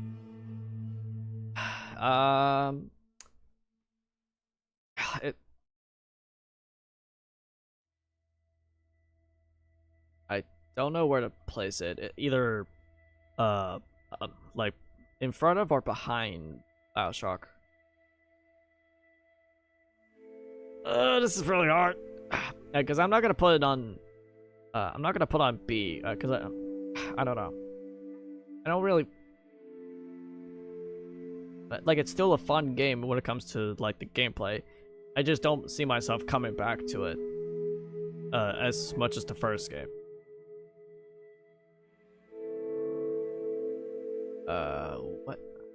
What's next? Oh, I say, hold on. Next one, hold on. Let me go to the OST. Pizza Tower, baby. All right, Pizza Tower instantly high. Yeah, right about A tier. What is it? I really enjoyed the game's aesthetics. Like, technically, I think my friend told me that the whole game's aesthetics is like kind of like Microsoft Paint or something like that. I don't know. I could be wrong, but the gameplay of Pizza Tower, well, I don't know. It's just hard to come up. Yeah, yeah. The game's whole aesthetics, the soundtrack, the level design, for the most part, was kind of the games where. God, it's so hard to keep the sentence going. It's a really fun game. I really enjoyed it. Though I wouldn't see myself completing the game, because I heard completing the game is a bitch. Like there's an achievement where you have to be a speedrunner. Like I ain't about that. I'm not trying to be a streamer. I'm just a guy who plays games regularly and sometimes complete it. But yeah, the boss fights, the level design were so fun. Yeah, I think I'm comfortable with putting it on the A tier.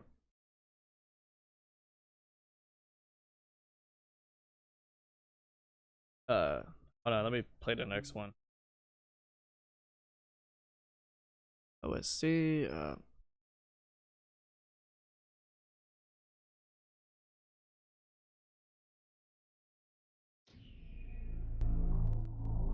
there we go. Next one is Twisted Metal 2012. Now this. Oh my god, the music goes hard. Yeah, I kind of like the game, but it feels a bit clunky at times. But I did enjoy the like just the free-for-all stuff in different levels. I always thought it was fun. And the first boss fight against a literal monster truck controlled by Mr. Grimm, playing as Sweet Tooth in his story mode, was pretty fun and challenging. Though I can't say the same thing for the later missions in the game, where you have to destroy the unresponding tanks, spawning multiple enemies. That really sucks. And the other two boss fights, it just feels dragged on for way too long. It's especially the last one, where it has like multiple phases for no reason. It's that helicopter section was the most boring and dragged on part about the fight. But I managed to beat it and got the achievement and watched the ending. Yeah. Yeah, Twisted Metal B tier, I think. I don't know. I literally nothing I have much to say. It's just one of those games I got introduced to because thanks to PlayStation All-Star Battle Royale.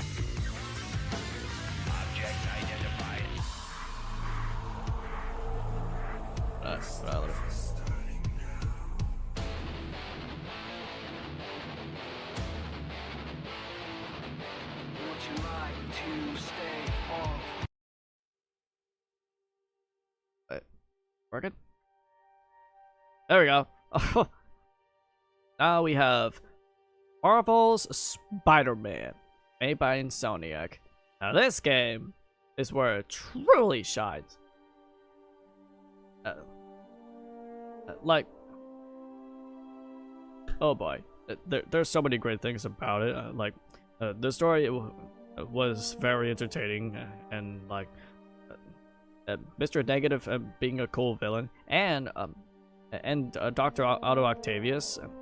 The way the story progressed, with Dr. Ock being a friendly ally and partner to Peter Parker with his science stuff, and the more you see him building some robotic octopus arms, you feel, damn, it is so sad to see him turn out to be evil like that.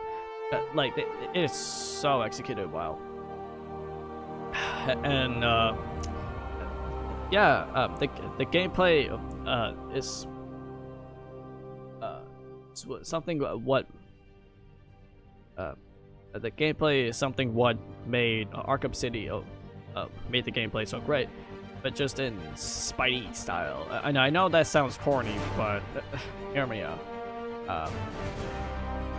But let me turn it down a bit. There we go. What else? Compared to the second game, I really enjoy using the gadgets more, especially during the stealth sections where you use the environments as an advantage to use your gadgets way more. I just wish that I'll get to the second game later, but for now, I felt comfortable putting Spider-Man on an S tier. It's just as good as everyone says it is. It is so good. It is not overrated in the slightest, in my opinion.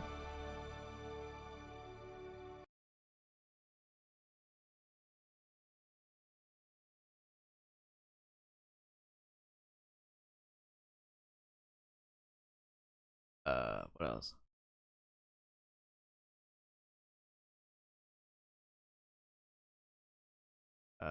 Main title theme was. There we go. Next up, we have WarioWare, WarioWare Incorporated, make Microgames or something like that.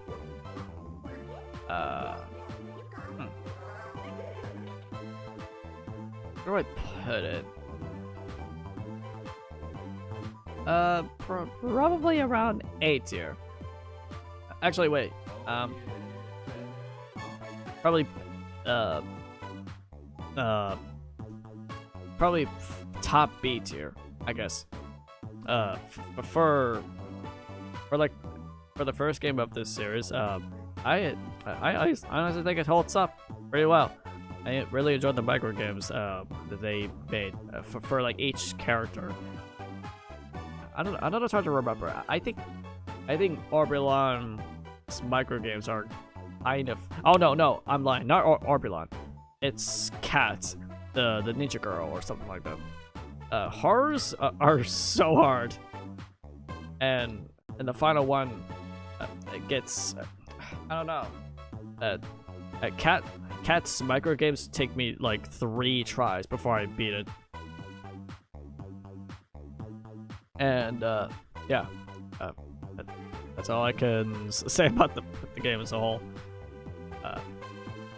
Although I didn't bother with the optional stuff like all mixes where you get like a high score. Nah, I'm not into that.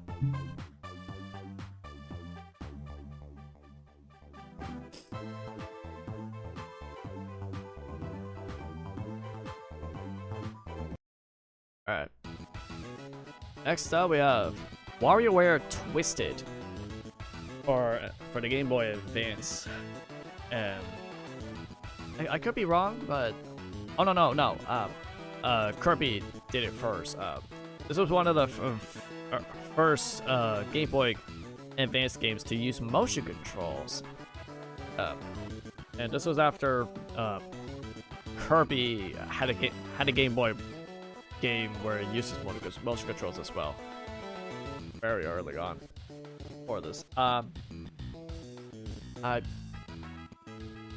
It's right there. I wasn't sure.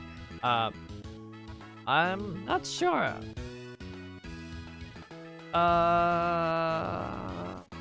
Probably like lower than Rift Apart or something like that. I don't know.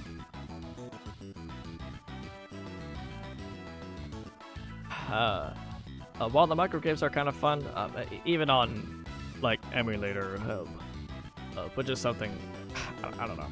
I won't talk about emulation. Yeah, I don't remember as much as the first or even Smooth Moves as much, but it was still pretty fun. I mean, I would come back to it someday. I don't know. Next up, we have the recent beat 'em up game that came out last year, or was it 2 years? I don't know. That is, oh, hold on, gotta play a drum roll. That is Shredder's Revenge. Teenage Mutant Ninja Turtles Shredder's Revenge, baby. Oh god. And much like with It Takes Two, I played this with Kirby, but it actually runs well. I might put it up on Pizza Tower. Or less? I don't know. It was still a very fun game. Like the aesthetics and the music was so good. They managed to capture the old vibes, but on the modern day pretty well. And some bosses. Oh my god, what am I saying? Some bosses are kind of repetitive, but also some of them are kind of fun too. Against Rat King and like what's that girl's name? I can't remember. She's the one that spawns the mutant dog and the turtle from Secret of Ooze. I can't remember their names, but I know one of them is Razar. That's the wolf one, or a dog. I don't really know. I like that fight. And it's DLC. I wasn't super impressed with it. It's just a enemy gauntlet, and you use power-ups to continue. But if you lose, you start from the very beginning. I'm trying to say it correctly, which is something I'm not a fan of. Like these types of modes, I'm not a fan of. Like it feels like I'm playing a boss arena or something. I don't know. It's just me. But I do enjoy the base game more than the DLC, so it bumps up to an 8 tier. Oh god, where's the? I was scared for a second.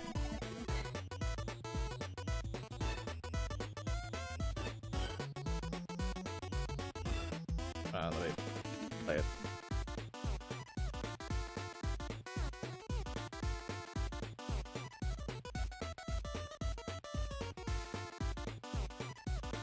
There we go. Next up, we have WarioWare Touched. I kind of like this more than Twisted. I guess the Microgames are a lot more creative with its touch screen and the usage of the I don't know. Oh, and the ability to use your mic to blow for some Microgames. Was pretty cool too. Nothing much else to say about it. I like it more than Twisted. Jesus, why do I keep doing that? I have to go to the other tab.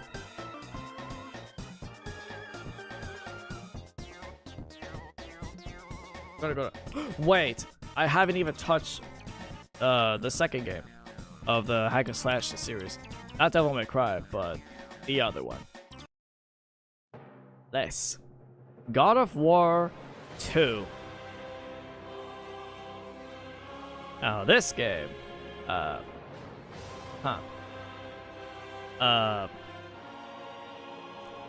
it's not like in the Bioshock series where the second game was more or less the same as the first game. Actually, wait. I don't know. I kind of like. Yeah, I could agree. I just think some improvements in the second one are much better, especially the. You remember that button mashing thing where you have to shake your arm to button mash it quicker? You don't have to do that anymore. You just button mash it how you would normally do in modern games, which is cool. I like that.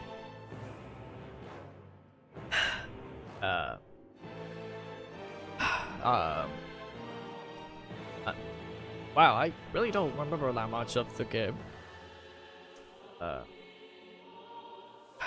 Because the first game had like Hydra and like Medusa and the fight against Ares? No, not Ares. Was it?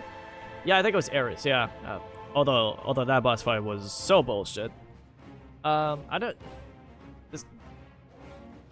Oh no, wait. the fight against Zeus was kind of hard. So not to like to the way that's like frustrating as like the first game's final boss. But the more you play, the more you'll get used to it. But yeah, to me, God of War 2 holds up. I think I like this one more than the first game, and I would love to play the third game whenever I get a chance. So stay tuned for that.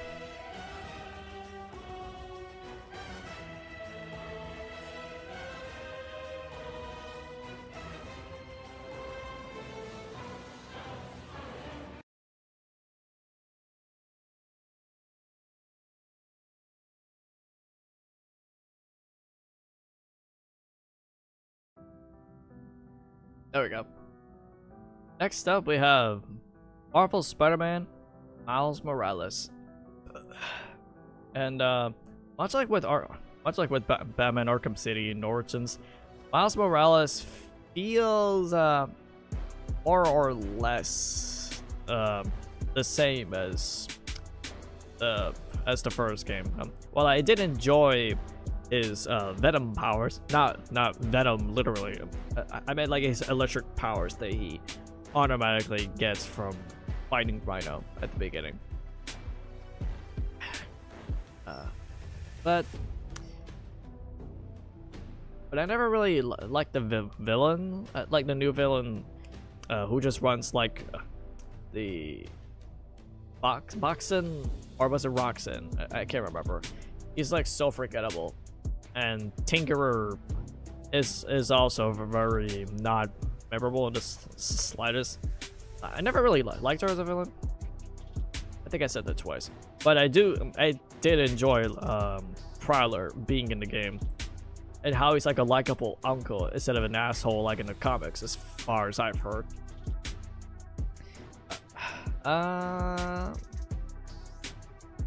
Right there. Yeah. That's how I feel.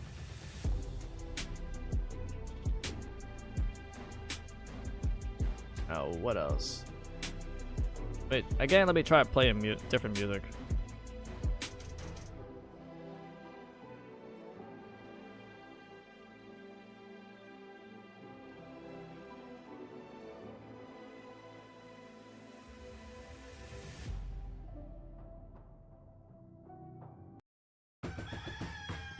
Oh no, wrong song.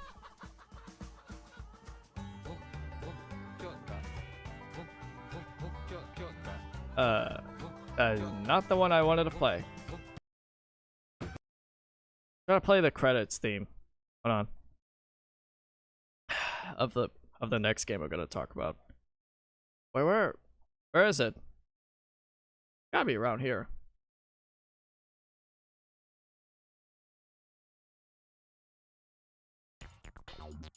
Alright, oh, whatever, this is fine. Bowling. Next up we have Game and Wario.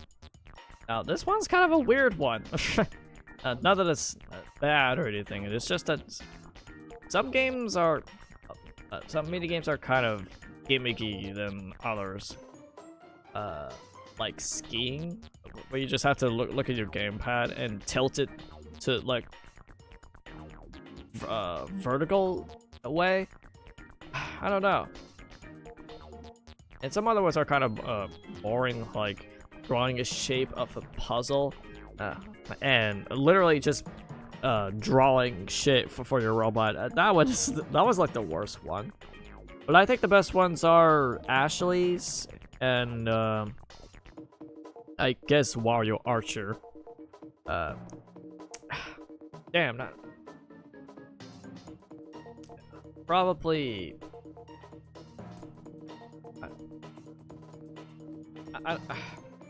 Probably bottom B.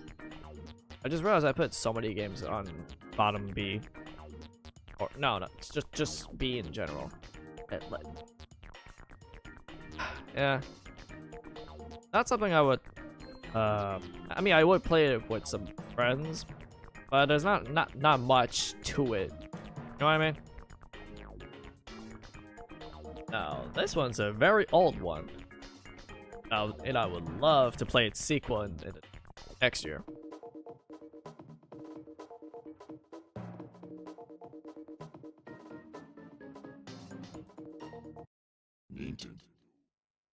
Oh. Whatever. No, I want to play something more. There we go. Much more calm. Luigi's Mansion. For those of you who don't know, I've actually played this on an actual GameCube system and not on emulator. I just want to, because I just want to show off a little bit. You know, not like too much, like, yeah, I'm better than you guys. No, I'm not that type of person. Just realized I'm not making eye contact correctly. I'm like looking away, it's just looking at my TV. What am I doing? Okay, the point is, I kind of like this game. Now the problem is I don't know where to put it above all these.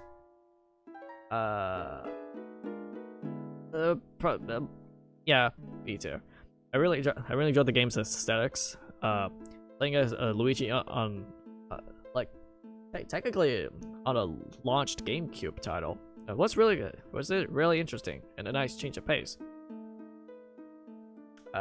And being able to explore the abandoned mansion, catching ghosts, and rescuing Mario was also really cool. And some of the boss fights are pretty interesting, except for Boo Losses. Like when you start fighting him, yeah, it's pretty simple. You just catch him and you put him to like a unicorn horn to make it pop, and all the boos spread out. You have to use your freezing ability to catch it. That's fine, but the more you catch boos, the more annoying it gets. Like, if there's like 3 or 1 boo left, it's so hard to catch it, because if every time I try to use the icing ability, breath or whatever, it always runs away, unless you're lucky to just shoot out a projectile, which is so hard to do.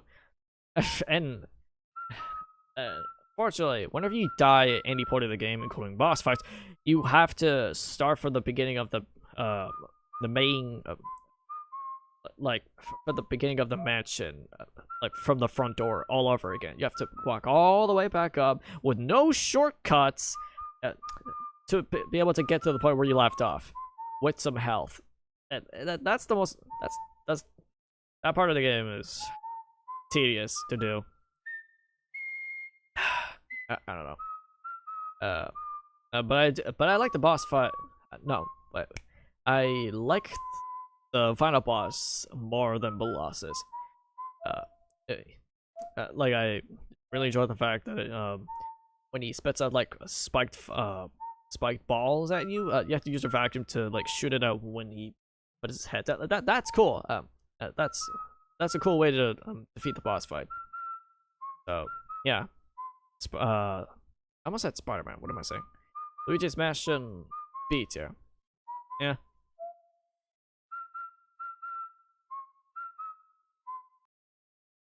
One second.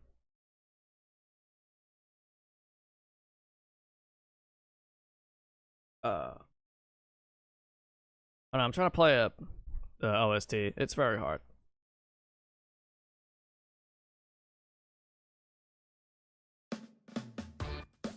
There we go. Next up, we have WarioWare Gold.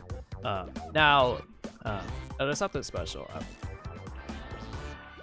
I kind of like this game more than more than the very first one on the Game Boy.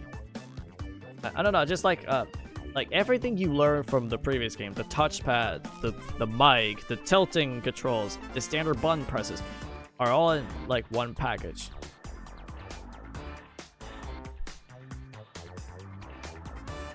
I'm not gonna read what it says. What's gonna say? Yeah. Even though some microgames are like straight up recreations, but that's not entirely the bad thing. So, some microgames are new and they're quite enjoyable just as much as the other ones. And around that time, like before before the new one came out this year. This was the first time we ever get to hear fully voice acted Wario, like since like the last decade.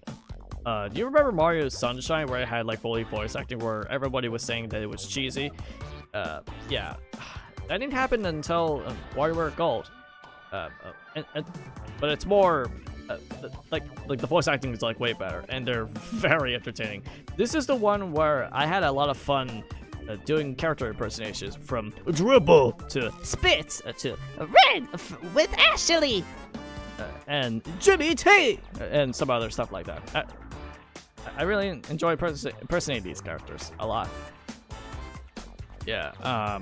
Despite playing it on an emulator, but that doesn't stop me from enjoying the game. WarioWare Gold, top B tier. I enjoyed it a lot. Hold on.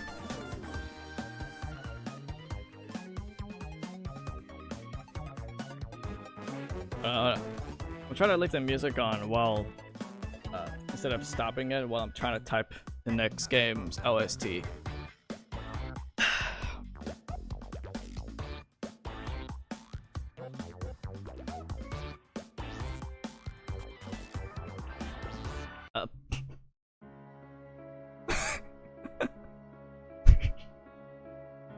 Alright, the next one, aside from the funny meme music that everybody talks about, Spider-Man Web of Shadows. Now, despite paying more money on eBay than I should have, I still have fun with the game. Despite its glaring issues and technical difficulties and bad voice acting, that is the canon event. Yeah, I guess. Spider-Man's like broke and he's like walking down all sad. Well, yeah, everybody has talked about it before. I'm not gonna repeat myself. The gameplay was actually super fun than I thought. Unlike in the Soniac games, you can do combat while climbing on the walls. Do it? No, I'm not gonna talk about it. Everybody has talked about the intro before. It's been memed to death. And I think some of the boss fights are kind of cool, like the fight against Wolverine. Put in Oyo right your choice. I'm reading it wrong. Put it in D tier. Wow. Oh, you don't like the game? Well, I mean, that depends on what version you play, because there's a ton of different versions of the game. There's the DS one, the Game Boy one, and the PS port that nobody talks about. I played this on the Xbox 360, like on the actual legit copy, not an emulation. Much like with Luigi's Mansion. The story wasn't that interesting. Like, none of the characters felt fleshed out or what the story matters. I mean, I don't know. Venom himself, despite the fact that he started the invasion, only appears at the beginning and then the very end as the final boss fight. I don't know. It feels like the whole story in the later half just feels rushed. Like, immediately after when Spider-Man breaks himself free from this pile of symbiotes on him, you immediately start fighting symbiote Black Hand. I'm just like, wait, what happened? What happened to her? What made her get the symbiote suit? What happened? It's not like Wolverine, where they show why he got the symbiote suit in the first place. No. Black Cat and Vulture just randomly gets its own symbiote suit. It just feels rushed. I don't know. Oh wait, I might put it. Oh god, this is hard.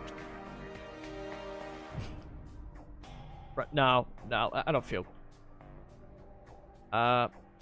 Yeah, probably around bottom B tier. Like it's not the greatest, but it's not terrible either. It's just an underrated gem that just didn't get much attention when developing it. Oh wait, wrong tab. Okay. Now, okay. Wait. Before... There's another WarioWare game I'll talk about.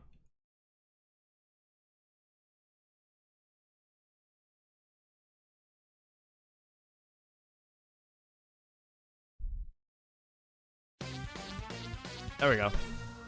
Next up, we have WarioWare Get It Together for the Nintendo Switch. And I don't know, funny enough, much like the Game Boy Advance, the Nintendo Switch had 2 WarioWare games. To Get It Together and Move It. Get It Together? Well, I kind of like it more than Game Boy Wario. But I wouldn't... it's probably in between Touch and Twisted. This WarioWare game needs to be A tier. I mean, I do like the concept, like playing as different characters and with their own set of abilities. I like that. And some microgames that are built around these characters were pretty entertaining.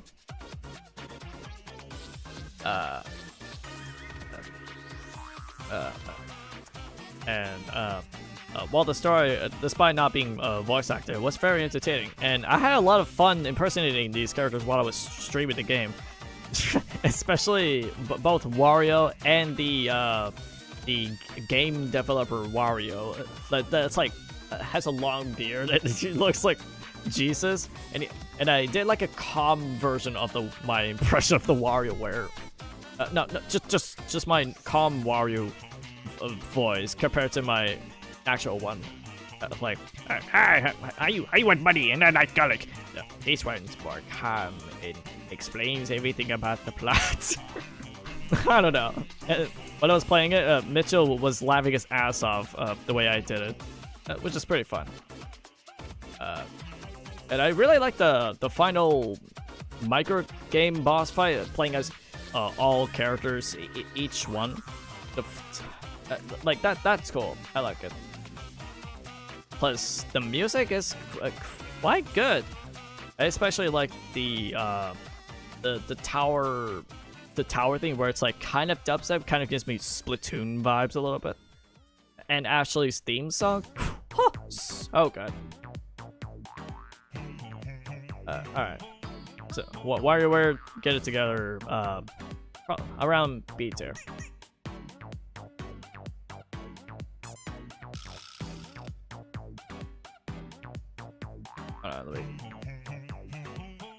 Let me get to the next game's OST. It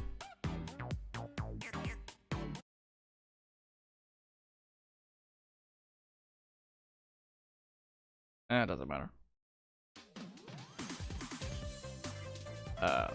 Alright. Next one. Okay. Next up we have is Sonic Superstars. Now, to be frank, I played this on the Nintendo Switch. I don't know if it's any better on any other version or Steam, but what I played, I'm just not a fan of 2D Sonic. Like, I'm just not, compared to the other Sonic games I played, like Adventure 1 and Frontiers. I don't know. Most 2D Sonic just feels like a clunky pinball machine, which most games do have pinball machines for you to interact with, but it's just like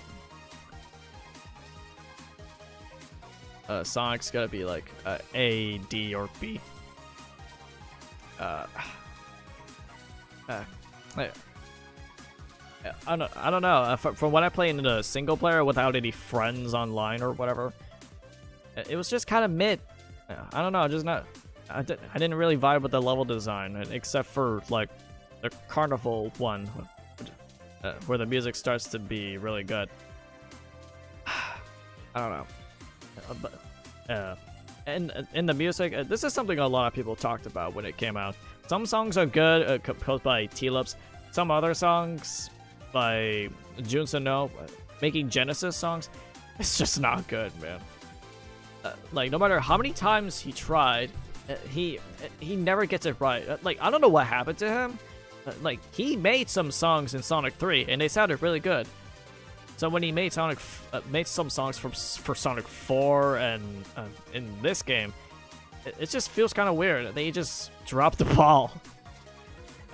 Though he is good at making other genres of music, like rock and electro rock, for example. I like those a lot. Okay, and the boss fights, much like the level design, feels a little bit clunky most of the time, especially the goddamn regular final boss. And I would love to show the best of 2023 moments, because there's a lot of clips of me suffering through that regular final boss. It took me an hour to finish this fight. With or without abilities. Actually, no. At the end, I've used abilities because I keep forgetting I had them. The game never really reminds you to use your abilities that much compared to Super Mario Bros. Wonder, which I will get to next. I don't know. After I beat it, I just returned it and got my money back. So, C tier. It might be too harsh. I don't know. I'm just never really too big on 2D Sonic, and I don't think it might be fun with friends. I don't know. It's just not the type of game for me to play single player by myself.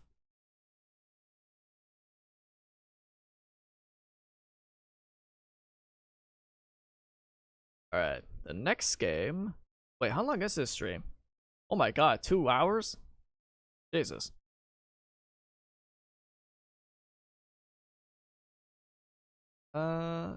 Game. Right there.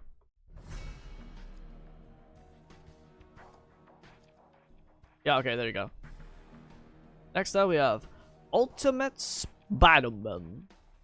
Now this game, I think the what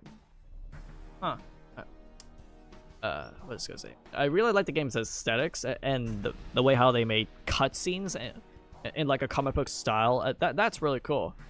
And the voice acting was like, compared to Web of Shadows, it's so much better. Another canon event. Yeah, pretty much. Especially what happened to Eddie Brock. Yeah. I just like I like the overworld. I kind of like the combat, even though it's a bit basic. I mean, you do upgrade it later on to have more than 3 hits for basic enemies. Although some boss fights are kind of weak.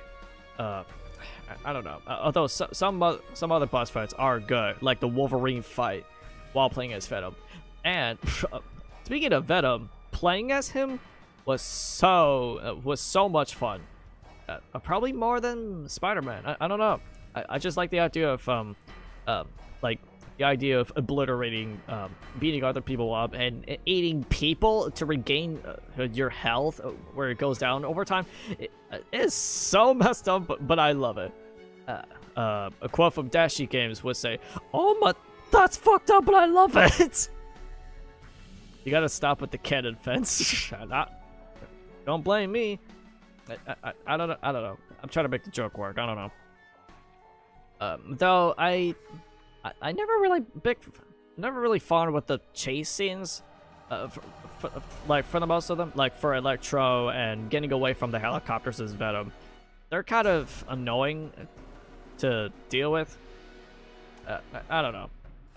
And that last boss fight against Venom as Peter Parker, this boss fight would have been fine if the goddamn helicopter blades wasn't like above my head. Like every time I try to like to jump and what is it? Every time I jump up and do a dive kick, I always get hit by the helicopter blades. Or even after knowing it, I would not jump and just walk towards him to fight him. When he knocks me, when he hits me, the helicopter blades hits me as well. It's so annoying to deal with. It takes so much damage. But that's enough. Oh my god. Sorry, I had to take a drink because I talk a little bit too much. Ultimate Spider-Man B tier, as far as I know. I mean, as far as I could think of. Where's my mouse? Where I couldn't find my mouse. Right. Oh, wait. There's another one I gotta talk about.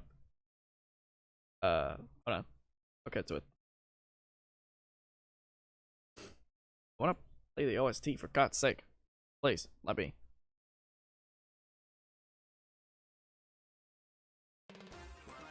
There we go. There we go. My peep docker. Alright, my PP Peter Pickle Pan Picker Park and Station Park. No, I read the whole thing. Happy now? Alright. Next up we have WarioWare Move It.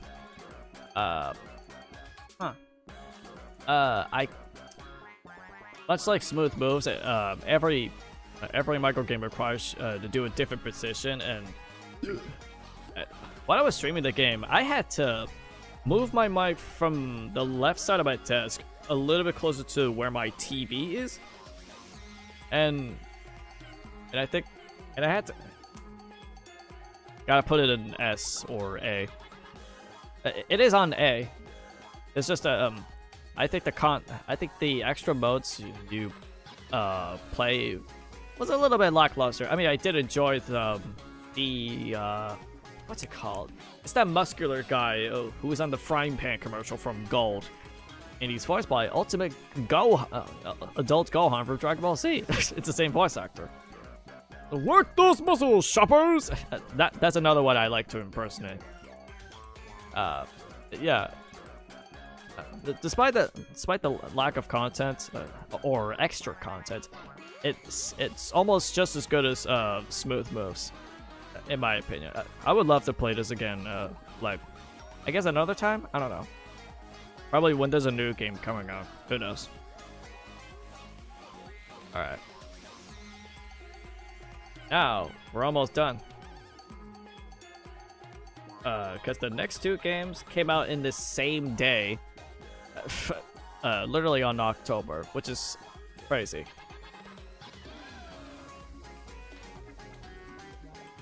Hold on, I'm trying to play the OST. There we go. The second to last game we'll talk about is Super Mario Brothers Wonder. I love this game so much. From like just the aesthetics and the level design wise, it's just good. I enjoyed every level. Compared to Sonic Superstars, while I was having trouble getting used to the level design, I played through Mario. Like I played so many Mario games, on either DS, 3DS, or like. Or on like Wii U or something. Even though they played similar, I still have fun, and that's I don't know. It's just hard without being biased. I just compared to previous games, the levels aesthetics look so adorable, so much more interesting. And the musical levels you play was also really cool too. Spoiler warning for spoiler warning of Wonder if you don't want to hear this. I think what is it? The last boss, like before you get to the boss, gives you a Wonder Seed, or was it Fever Seed? I can't remember what it's called. it's that ability where it just makes the visuals trippy and stuff like that. And seeing King Boo sing in like an opera voice was so cool. I was shocked to see King Boo in a Mario game since like spin-offs or something like that.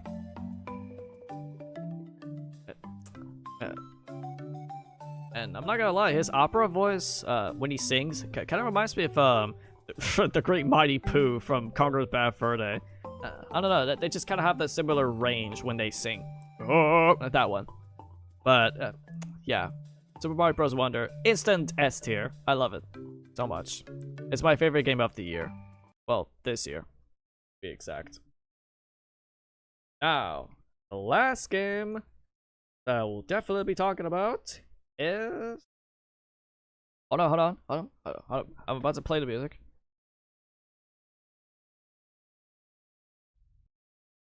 I'm trying to...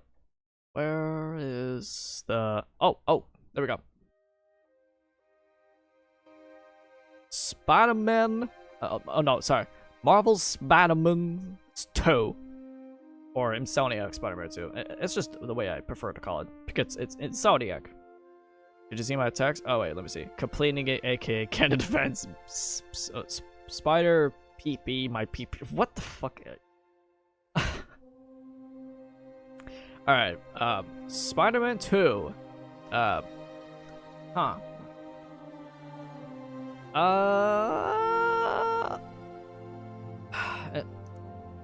don't know, it feels like the Arkham Knight situation where they improved so much on the gameplay. Well, the story was good for the most part. Yeah. I just think the last part... Oh my god, it's so loud. Hold on, let me turn it down a little bit. I think the third act of the game, I don't know if I should spoil it or not. Well, it feels a little too rushed. Like we don't get to see more of what happens in the story. It's like, it's better than Miles Morales, but not better than the first game. Like when it comes to what is it? Oh man, wait, no, I like the side missions more. I don't remember much of the side missions from the first game. We need the Canada Event music. Although that song's copyrighted, I don't want to get claims. I mean, I would play a little bit. I mean, I know, certain fact, Kirby would, but not for today. Oh, we're almost done. All right. Yeah. Also, this song and most of the game's scores, it's pretty cool too. Most Marvel music nowadays are kind of like samey and generic, but I think this one is kind of memorable at this, much like the first game. Did you just see my text? Yeah, I saw your text earlier.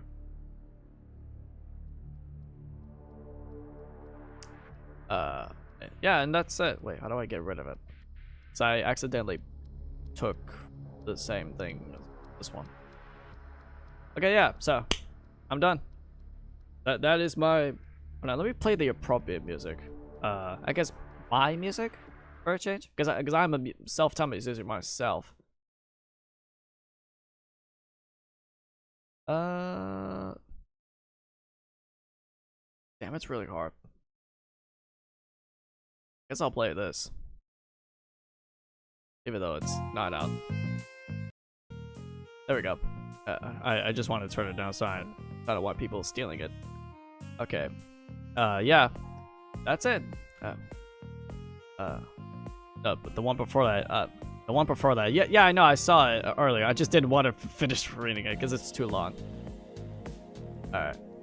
That's it. That's my ranking tier list of 2022 and 2023. And this is something I should have done last year, but I just didn't have the time to do it. But this was fun. I especially had fun interacting with the chat more. Because if I had like 100 subscribers, I would have less people to talk it would just be me by myself.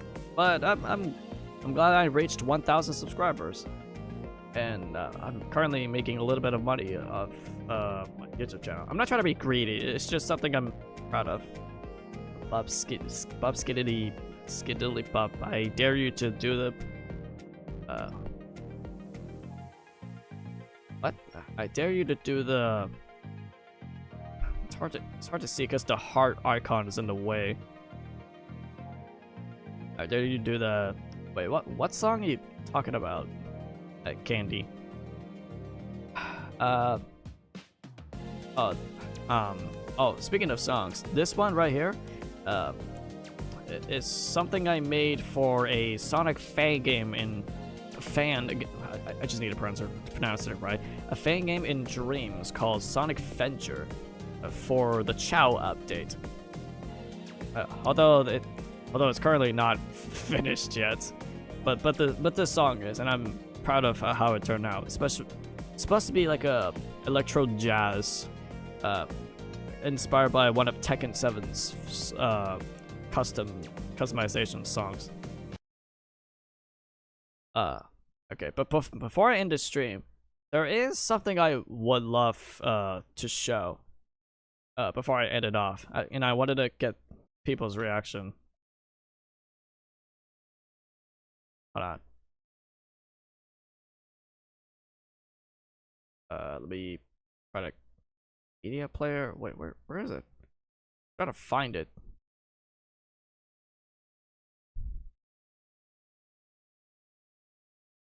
Where's the video? Okay, there it is. The one? Wait, is it showing? Yeah, it is. Okay. Go to media player. Alright.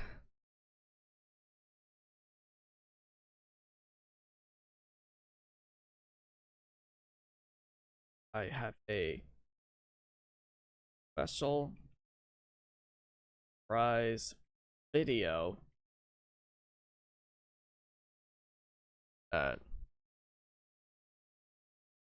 Dare you just search it up? It's one of the things I made for anyone. Oh.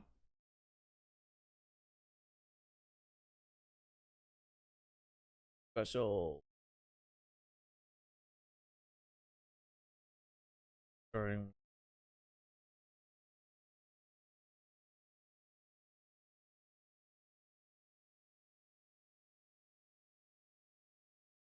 Have enough time to join it.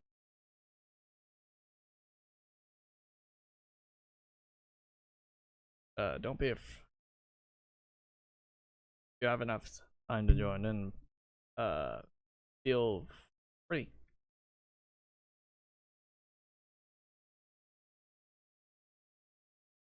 Let me. Oh no, I just want to show it off to my friends.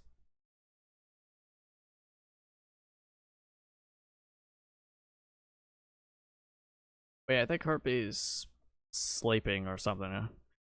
Well, this is awkward.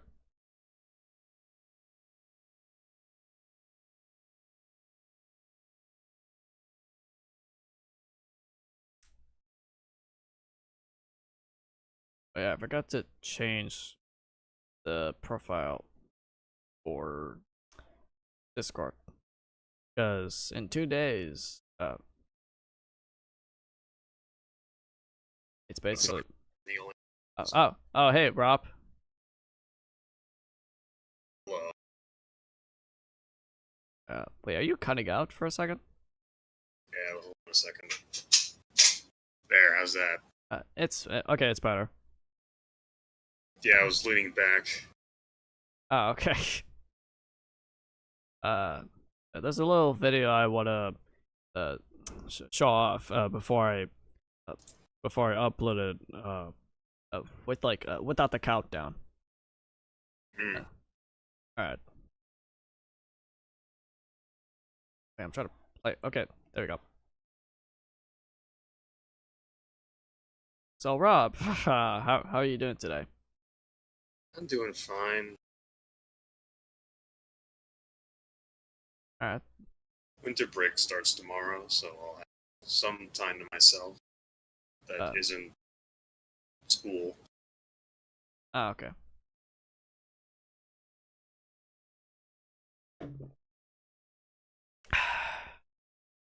What was I gonna say? I forgot what I was gonna say. It's another, not another. This is a special announcement for upcoming streams that I would like to show. Oh, here we go. We have 10 seconds.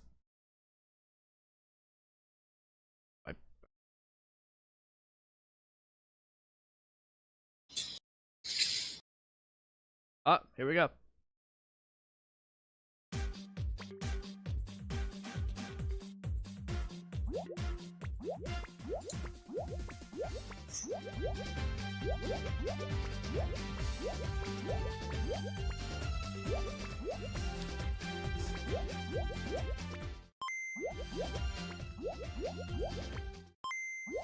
Oh wait, Rob, you can see the screen, right?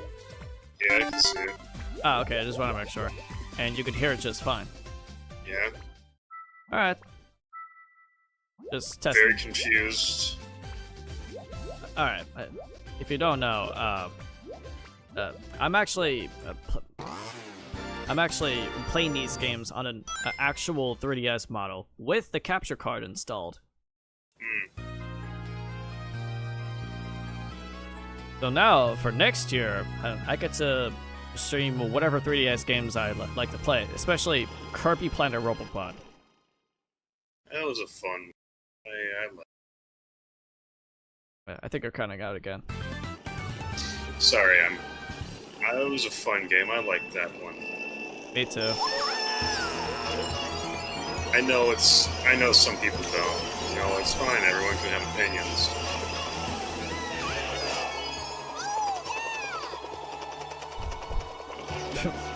Candy in the chat, surprised. Like, wow. I didn't even know they still made 3DS capture cards. Well, it's not that easy to find. You have to like. Oh, that's... Okay, so they don't actually. You just found one secondhand. No. It's something you have to. There's this guy who makes like. What is it? Loopy capture cards for like 3DS, new 3DS XL models, and you have to commission that person to send your 3DS to that person's location while paying through Apple. No, not Apple, like PayPal, and then ship it to that address, and it goes overseas apparently, and by the time they're done installing it, they ship it back to you. Yeah. But lucky old me, I managed to find the one already installed on eBay. And thankfully, So you found a second-hand installed 3DS then? yes. So at the end of the day, you still like got something second-hand. It was just different scenario. I guess you could say that. I don't know. That's just what second-hand means. It means you're not the first person to have owned the thing. Yeah. I'm not the first person to do it. Yeah. I'm pretty sure some people do, and there are times where I missed it to buying it because some people already purchased it. Mm-hmm. Oh, speaking of this game, you know how it's gonna get a re-release on the Switch? Is it? Yeah, they announced it at one of the Nintendo Directs. I would exploit it. But thankfully, I wasn't gonna waste money on the game I've already owned digitally on the 3DS. Exactly. Why would someone do that? So now, Oh yeah. so now I'm gonna, what is it? I guess surprise most people, especially my friends or me, to show them that I can stream games on my 3DS without having to wait for the game to be released on the Switch.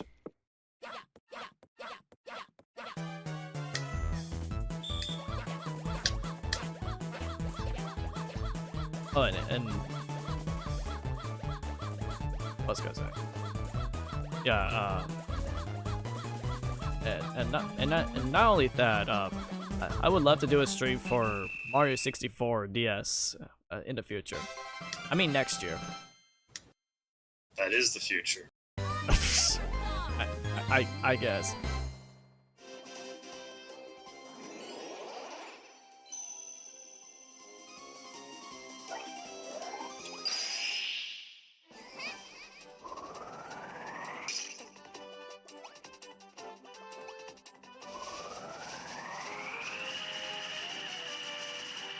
My biggest problems in the 3DS Kirby games is that, like, it feels like they remove stuff on subsequent playthroughs of levels. Like what? Like, in Triple Deluxe, there was an entire level where the gimmick was just you're using Hypernova on bosses. Like, regular bosses, not this. Ah, okay. Like, you ate the tree. You ate the flower tree. And same thing in Planet Robobot, where you fought a boss in the robot.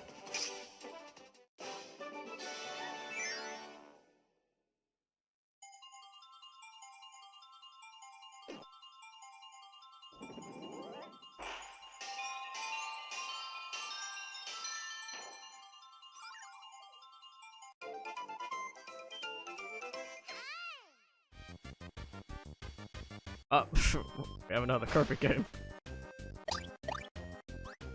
My brother in Christ, you made this video. How are you surprised? No. I'm just showing you this. Never mind. I thought you would be surprised.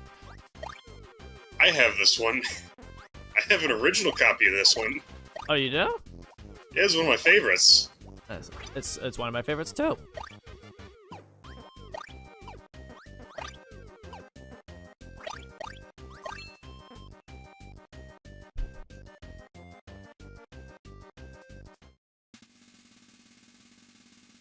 And of course, Gourmet Race. It's iconic. Yep, I have to agree.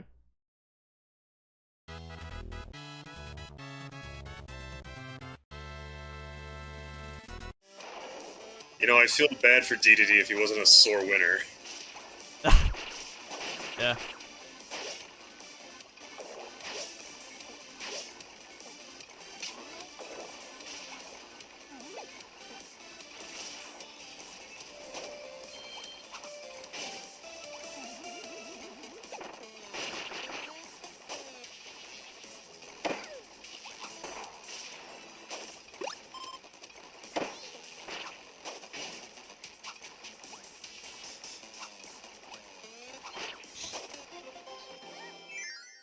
Candy's asking me, I dare you to play that song I mentioned earlier. Not now, because first off, I've never heard of what song you referred to. Second, it might be copyrighted, so I don't want to get claimed. Song.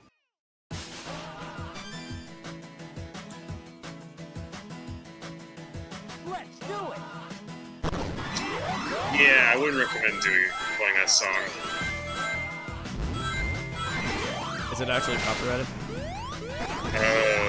I don't know, but it's an offense to the senses.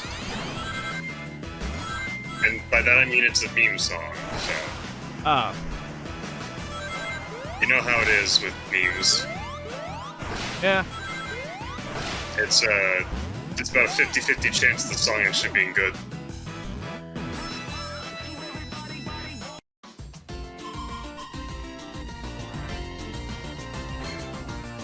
Is it Sonic Rush? Sonic Rush Adventure, specifically. Oh my god, it's a finished Sonic game. It's been too long, Lady Palutena.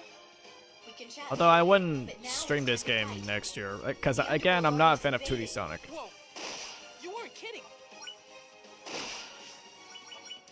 Use the L button to fire. You can target enemies with the stylus. Your destination should be coming into view now. I thought you were a goddess, not a Now they're attacking GPS. the town? This isn't right. The people need your help. I better get you over there.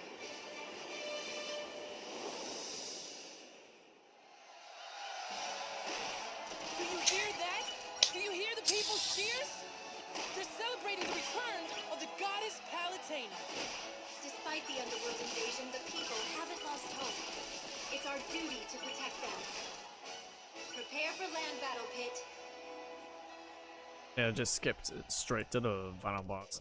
I mean, no, not final boss, the first one, specifically. Because I haven't actually beat this game. Teach you some new tricks. Now play dead. Try circling left or right as you attack. Keep your aim focused on the enemy. That's called streaking, right? Whatever it's called, just stay out of his way.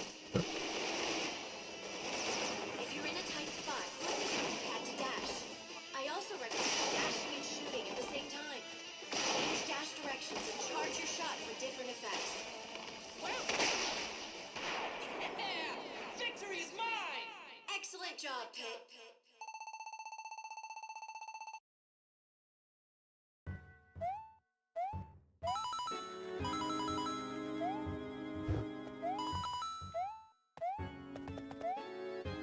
I used to own this game like way back when the DS was like new around that time.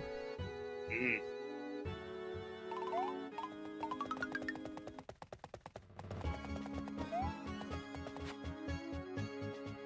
Remember how, like, every other boss was Bowser Jr.?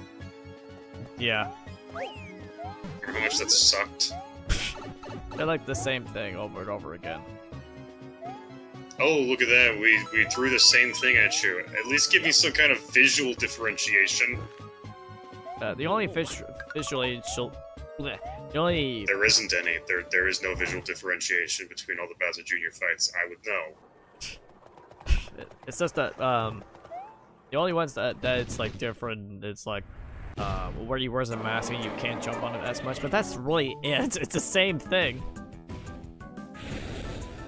Oh, hey, look, a very interesting choice to make Bowser the first boss fight. Yep, and because of this.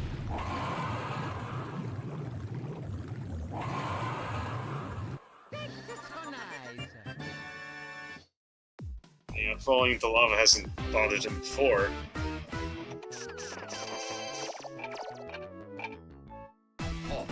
Okay, maybe the footage just looks better with both screens.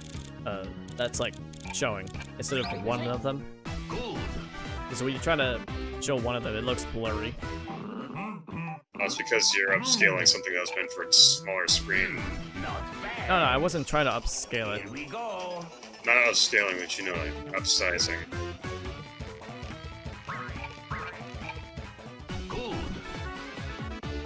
DS games ain't made for widescreen.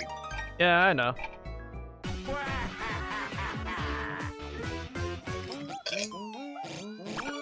This game I've already streamed, but it was on an emulator. And it was not very consistent. Sometimes it would dip, and sometimes it would run just fine. But I'm glad I got the capture card.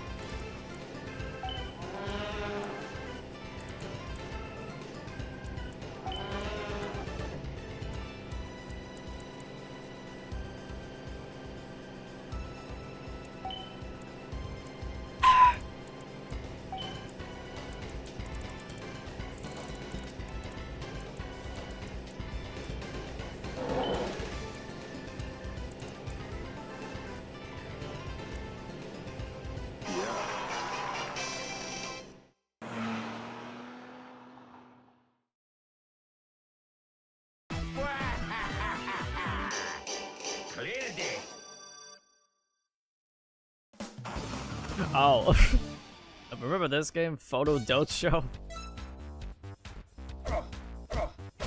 It's basically a TSI game where you take a picture of yourself with different fighting poses to make yourself as a playable fighter, and you can create more characters. But it's just my younger self wearing a Mexican mask I got from Mexico. We call those luchador masks. Luchador masks. Lucha Libre. Lucho Libre. Oh god, my Close old enough. green room. Close. And finally, Super Smash Bros. For the 3DS. Oh yeah, this one. I remember this one. And I unironically picked this stage because I played Mario Kart's because I played Rainbow Road and Mario Kart 7.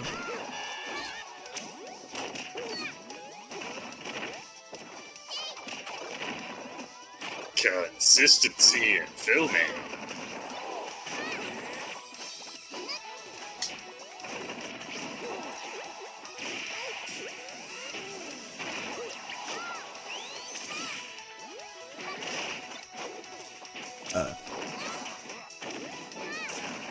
Well, yeah, I think that's all I had to show for this video. The end of the video is just fade to black and fading the sound off. So, yeah. Okay. Well, I hope you glad and I hope you glad. Oh my god. I'm glad that you get to enjoy it briefly for this moment because I wanted to get at least one person's reaction to it. But it was fun. I'm gonna have to go to sleep now. It was nice talking with you. Here. Good night, Rob. Alright. Oh, he left before I even.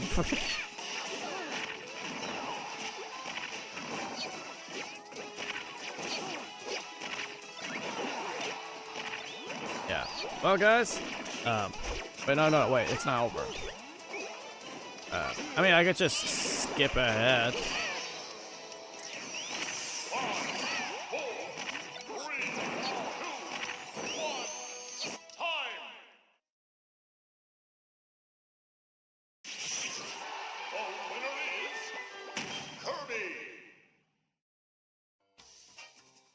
And that's it. Well, guys, I hope you enjoyed the stream as well as ranking the games I played in 2022 and 2023. I hope you guys enjoy. Dog. I hope you guys enjoy the stream, and I'll see you all next year. Happy early New Year, guys. Have fun. Bye.